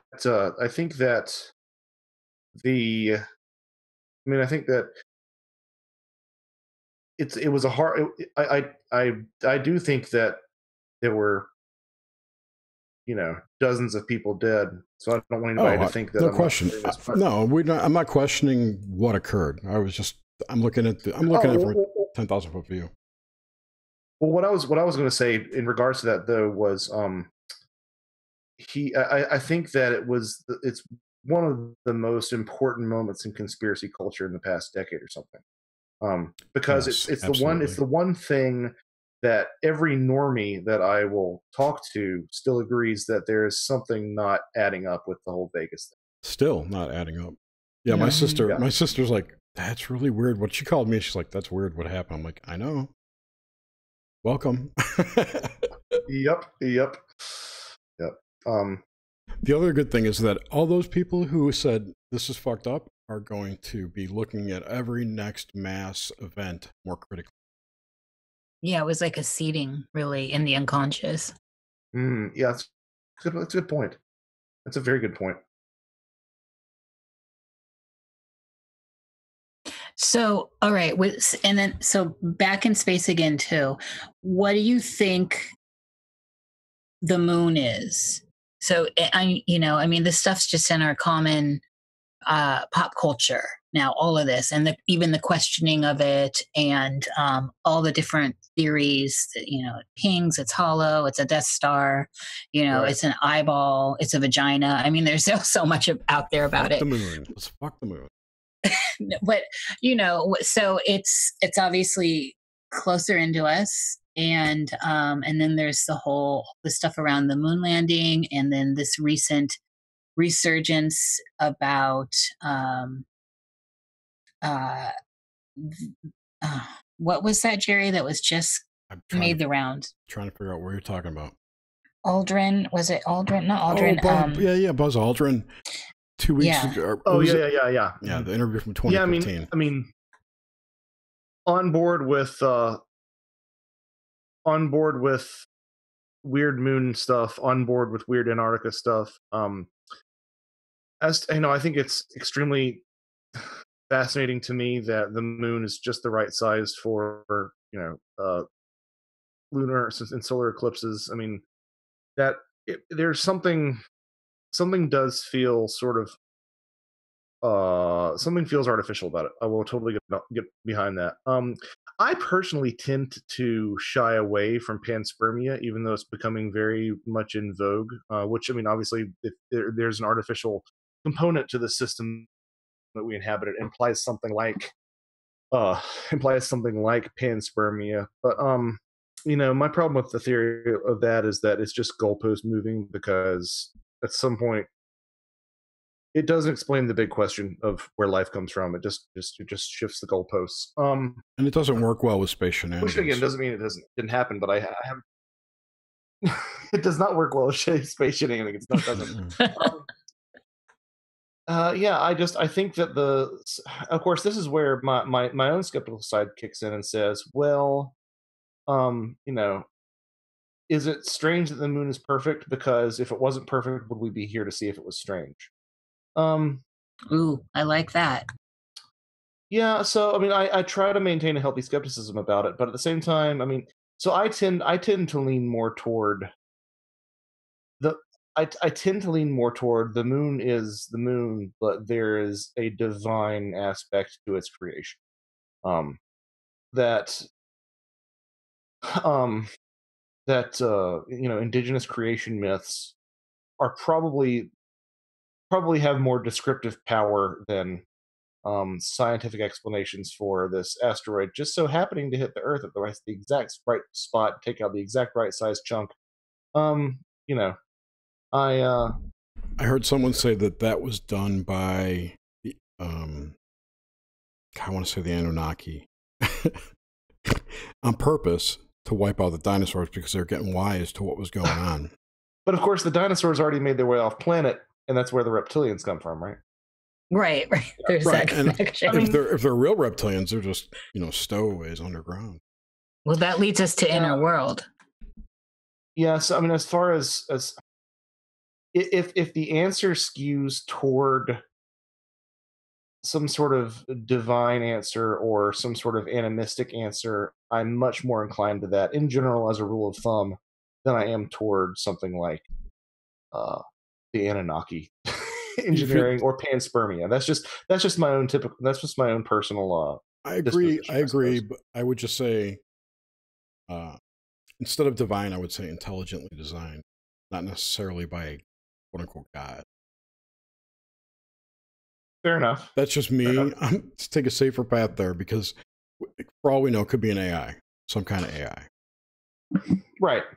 Or I mean, if you want to get Gnostic again, divine implies benevolent, and that's not part of the Gnostic model. Right. Well, yeah, the demiurge. Yeah. Mm-hmm. Where do you, so and you mentioned this just maybe 3 minutes ago or something, Antarctica, which somehow always seems to get tied into all this. What do you think is going on with all that? I suspect that it could be. I don't write off the possibilities of Lemuria or an Atlantean sort of ancient technology being rediscovered, or something like that would rock the boat a great deal. Even though I'm pretty much anti-ETH for the contact experience, I don't write off the fact that sometime in the past hundreds of thousands of years, because that's what people like Graham Hancock are making very clear, is that it's it's all our understanding of human history, the time scale is way off. So I don't underestimate the fact that sometime in the past hundreds of thousands of years of human development, there hasn't been some sort of extraterrestrial visitation that may or may not have left something behind in Antarctica as well. So I just because of the way that I roll, I tend to think more ancient civilization than I do Totally. than I do extraterrestrial technology. But that's just sort of my own disposition. I don't really buy the idea that it's an interest of the hollow earth or anything. I don't really know why, I guess.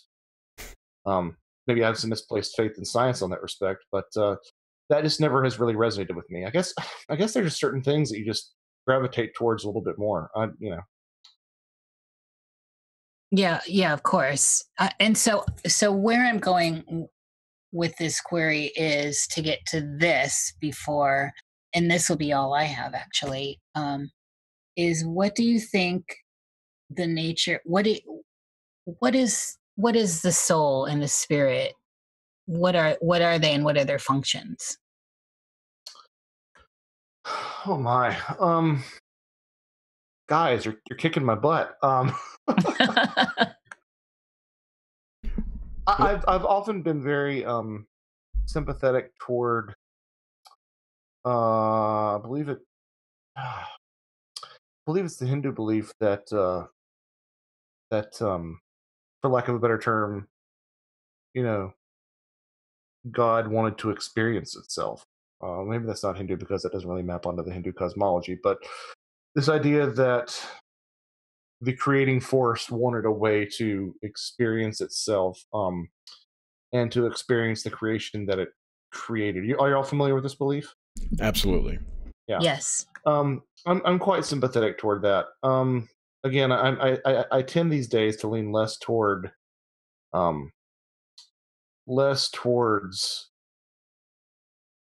this idea that we're all individuals. That doesn't seem to resonate with a lot of near-death experience literature and a lot of the psychedelic experience. It doesn't really seem to resonate with those particular accounts that people have. So like I said, I tend to resonate less towards with that. And if that's the case, then there's got to be another reason just than the fact that we are all running around with our own discrete consciousnesses willy nilly.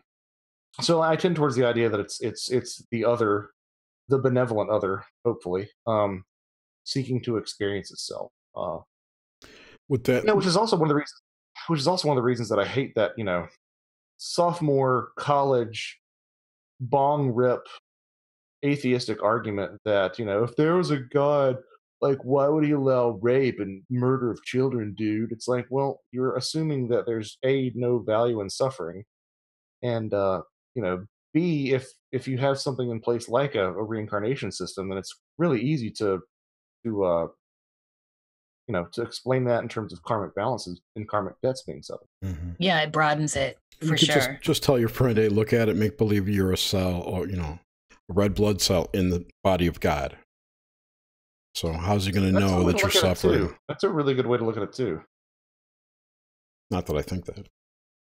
Well, there's a lot of talk out there about. Oh, wait! I remembered my question. Okay, go, Jerry, go.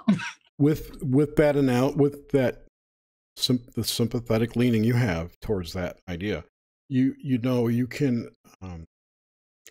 apply you can see a lot of correlations between that and certain events, biblical events like the fall, right? Because in that tradition of the God wanted to experience itself, there was a split, half did, half didn't, right? You've got the yin and the yang there, the shadow and the consciousness aspects. I mean, you can almost, it's as above, so below is what I'm saying. With that whole idea, that sort of thing. Yeah. Yeah, totally. Yeah. I mean, I think I like all this stuff. Part of me, I mean, with a lot of these questions, just has to sit with the messiness of the mystery, as Terence McKenna once said. Isn't that great? Yeah, I mean, I kind of, I definitely prefer that in a lot of ways, and it's I suspect that answers to a lot of these things that we talk about, including consciousness and the whole ET fairy thing, and even something as apparently mundane on face value as something like Bigfoot. I suspect that the answers might be weirder. Again, this is another Terence McKenna ism. Weirder than we imagine, but weirder than we can imagine. I wonder if that's not the case. Yeah, and whatever we imagine, it probably will be something different anyway. It's not worth worrying about. Yeah, exactly. There's a lot of chatter about, and there always has been, but and then there's chatter that's built upon it, but the soul being transferable, and even I don't know who it was that says like the body weight, it actually has a weight, which ties into some of the Egyptian stuff. And how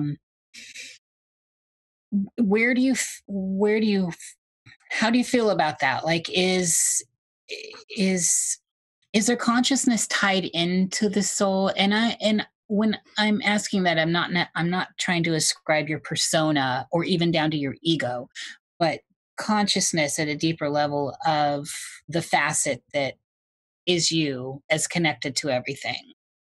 I mean, I think that our data set is incomplete on trying to find a way into this. I mean, you would never pass any sort of ethical board, but it would be fascinating to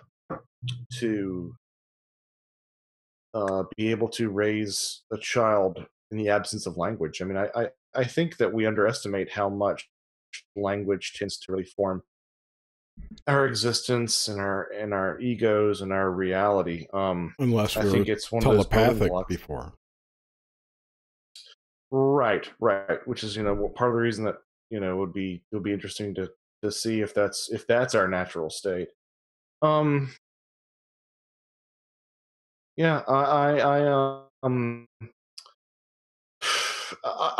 so is the question really over whether or not there's a tangibility to the soul, or like is it possible, and so we can use this in I guess more comfortable terms like reincarnation, that your consciousness just transfers from vessel to vessel, so from body to body, your soul. So the soul is consciousness or is part of it, because there seems to be a difference between soul and spirit, right? Right. Alchemical workings. Soul being more earthbound, not earthbound, but more darker and a little bit more grounded than spirit, right? Certainly. I mean, yes and no, possibly. Again, I don't know. I attribute the way I'm looking at it right now, and just like you said earlier, ask me next year and it's probably going to be different, hopefully, is I'm knee deep in the philosophical idea of alchemy. I always have been. But so I'm still thinking two sides of the same coin.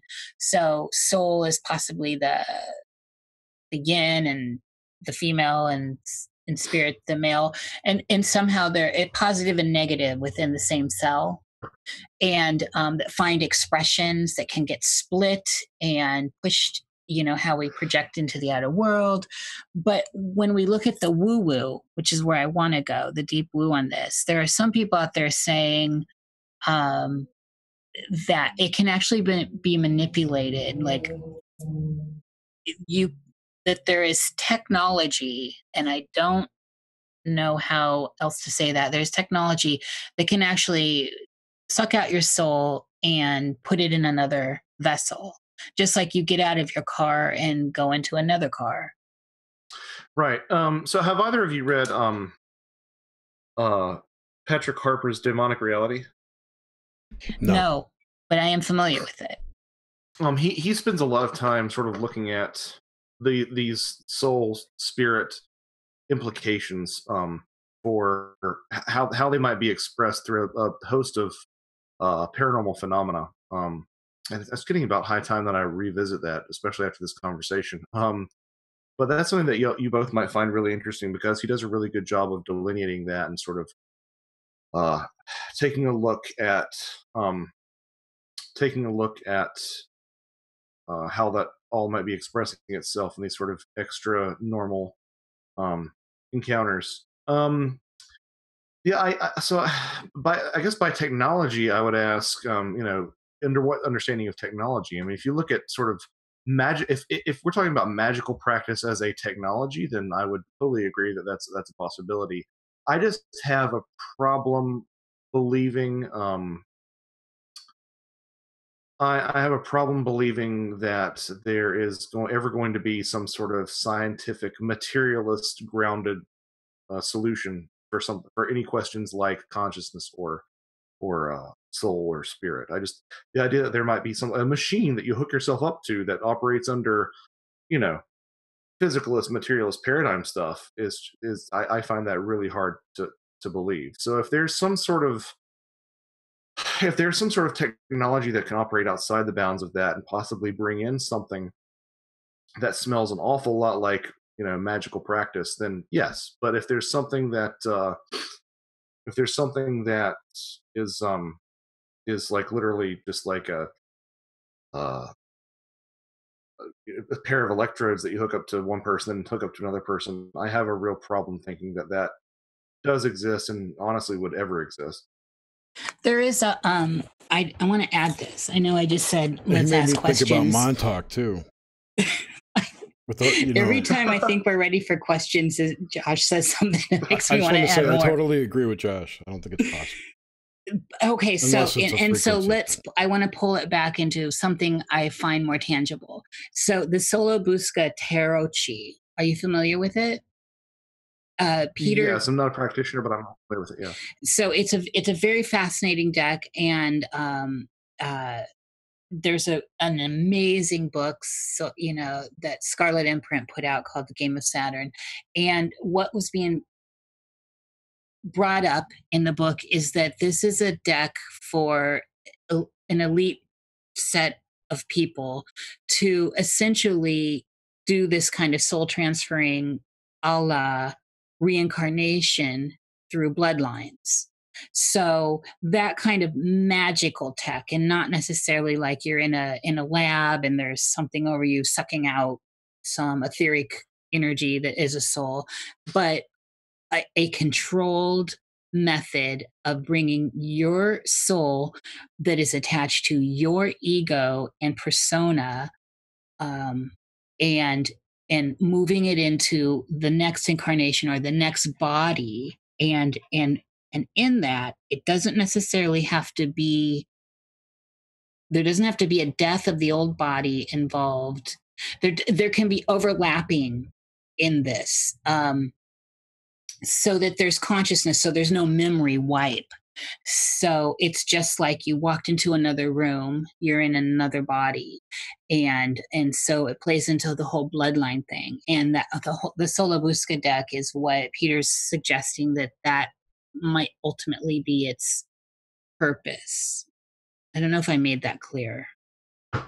No, I think that makes some sense. I think that you have to be a little bit realistic about sort of the origins of tarot, as much as people want to say that it's a direct lineage from ancient Egyptian or something, and that it has some power. Well, he's not saying this is actually a tarotchi. He's saying this is a set of magical sigils set up to do this. So it's basically the blueprint for a spell, much like the Egyptians had for the pharaoh, right? For the Right. upper crust, to move from to find immortality, but through many vessels. So there's no loss of actual identity. Right. I've heard a lot of people talk about this, and who claim the idea is that the reason that they inbreed, if you will, is to keep the DNA pure, because that connects them to this soul lineage link, and they can reincarnate into the same family because of that connection. On top of that, they, like the tarot and whatever, the tarotchi and their other ritualistic aspects of their lives allow them to retain their memories. They don't get the memory wipe when they get incarnated. So they keep all the memories of everything when they come back. Allows them to just pick up where they left off. But as kids, it's like a dream come true. And so that's the disservice in looking at the Solabusca as a tarot deck, because it's actually not. And that's what Peter gets at in Game of Saturn. It's really not. It's a blueprint for this particular ritualistic process for the upper crust. I'll have to look into that then, because that does sound. I mean, I think that there's an old saying that is bandied about, that, what is it? Millionaires don't believe in astrology, billionaires do. Yes, absolutely. I just heard someone say that today. It's old school. What was that? So I mean, the idea that there's not always a second layer of stuff, sort of the idea that things around us might not serve double purposes is always been interesting to me, and I think is probably a reality. I mean, it's this idea that we talked about before of sort of walking the line. Is the Pepsi logo just a logo? Yes. Could it also be a sigil? A sigil? Yes. Like, why can't it be both? Or maybe not, or maybe neither, Yes, there's a guy out there, his name is Mike Sentia. I forgot his name. Mike Sentia, I think is his name. And he claims that logos do not have any quote-unquote software behind them. Say that again? Okay, so he's a computer programmer who's also an energy worker. And I think he was on THC once, and Greg asked him if he, or like, how Freeman says that every logo is a sigil to, enslave you, blah, blah, blah. And he asked, Greg asked this guy, Mike, if that was true. And he said, I don't see any software, because he calls, sigil is just delivered like a container. It's the software inside, or the energy, or the intention, however you want to think of it. He thinks of it as software. So the software inside is what Greg was asking. He said, no, they're not. They're just, symbols, empty vessels. Got it. Yeah, it reminds me of what was it? Well, again, Gordon White, somebody that is a smart fella. We love Gordon. Yeah, I did too. Was talking with somebody about how you can put eggs and flour and sugar into a bowl, but that doesn't make it a cake. So you can have all the elements of something. Oh, that's perfect. Yeah, you can have all the elements of something that the elements of like a ritual are there, but it doesn't make it a ritual. The elements of a sigil are there, but it doesn't necessarily make it a sigil. Again, that's the other thing, is when I do think that there is something about certain contours and certain shapes that are really settling to, or soothing or pleasing rather, to the human eye and to the human intellect, to the human visual, perception. And the idea that there might not be some overlap between something that looks sigilly and something that is a sigil, yeah, and vice versa. yeah. I got 2 questions from the show listeners, who I'll say hi, by the way. Hi. I think it was just 2. Okay, so Grimsteak, friend of the show, Grim. I know, Grim. Hi, Grim. Has Josh ever played his tuba in a dream or had tuba disasters in your dreams? Oh, guys. Yay! my 2 recurring dreams that I have. I can't believe I didn't remember this. I can't believe we didn't ask about recurring dreams. My 2 recurring dreams that I have are the tooth crumbling dream, which is a really common thing. But I have what I think is a variation on the tooth crumbling dream, where I actually have my mouthpiece. It's a solid chunk of metal covered in silver plated, or nickel, depending on how cheap the mouthpiece is, or gold, depending on how expensive the mouthpiece is. Anyway, in the dream, the mouthpiece starts to crumple and get really pliable, almost like that's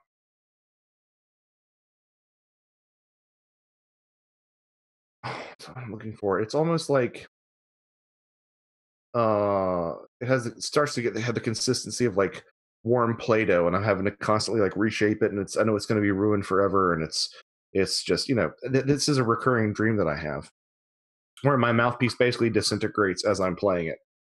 And I think motivically, it kind of, the fact that it's recurring really makes me think that it might have something akin to the tooth crumbling dream. It's interesting. I've had the tooth one, and I had always thought that was because I grind my teeth. Yeah. There was the old school theory back in the day that, the teeth are tied into your vanity. And so when because it is a pretty universal dream. And so some of I've been looking at dream symbols my whole life. So I think my mom got me a dream book when I was 10. And I remember reading in that, and then subsequently seeing over the years a lot of people talking about that same thing. They totally represent vanity, and when you're having issues in dreams about your decay, there's something going on with that. I now don't believe in universal stuff like that. I think it gets very individual, but yeah, I mean, right. So with the tuba though, you were, obviously this is, you associate yourself with playing that, and then, one thing we do here is try not to analyze dreams. But I can see that being significant without saying more. Yeah, I mean, it's a huge part of my identity, Mm-hmm, absolutely. So yeah, I think that in some ways speaks for itself. I think it's probably just a small leap to imagine what that could possibly mean. Yeah. But it's great. I love that popped up though, and it really brought in the reoccurring thing, which is we're always looking for those. Yeah, good question, Grim. Yeah, I can't believe I didn't think about it until now, because we've had this interview scheduled for so long, and I'm like, okay, it's about dreams. I got to start remembering, and I forgot all my dreams. So anyway, we never ask anyone to have to remember anything. It just happens. I got one more question from Darcy. Did you have any lost time, years or hours? Hi, Darcy. Not to my knowledge. Yeah, and Lord knows I've looked for that in the past couple of years, but me too. No, I have not. Knock on wood again. had any missing time. Every now and then, I think there has been one time in the past couple of years where I've looked down and my watch has been completely off, and then I'm like, oh wait, because I have one of these watches that's self-winding, so builds off of the momentum of your wrist and whatnot.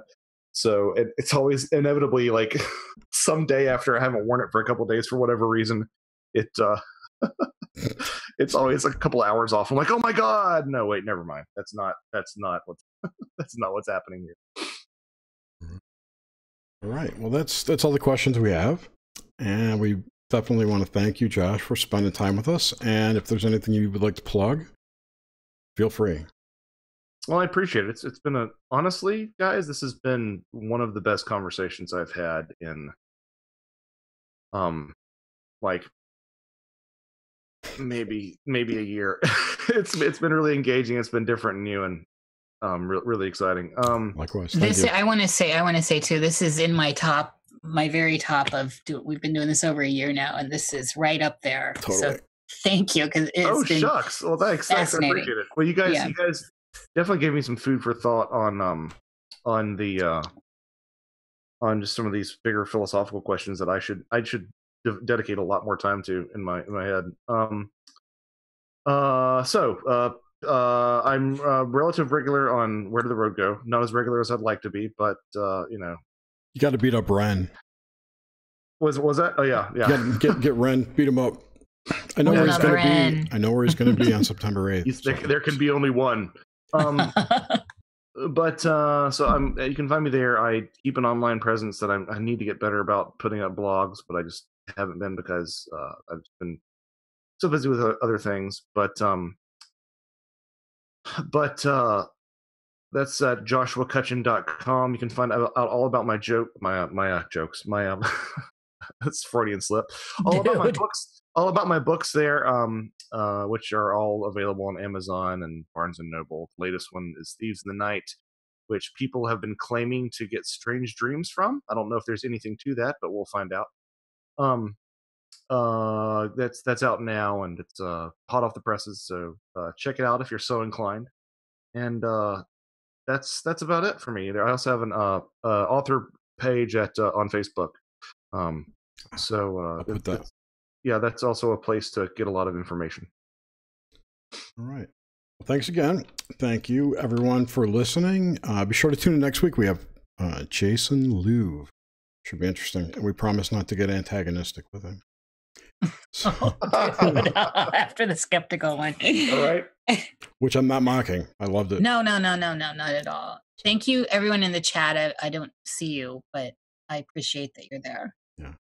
Good night, everyone. Josh, stay on the line. Everyone else, goodbye.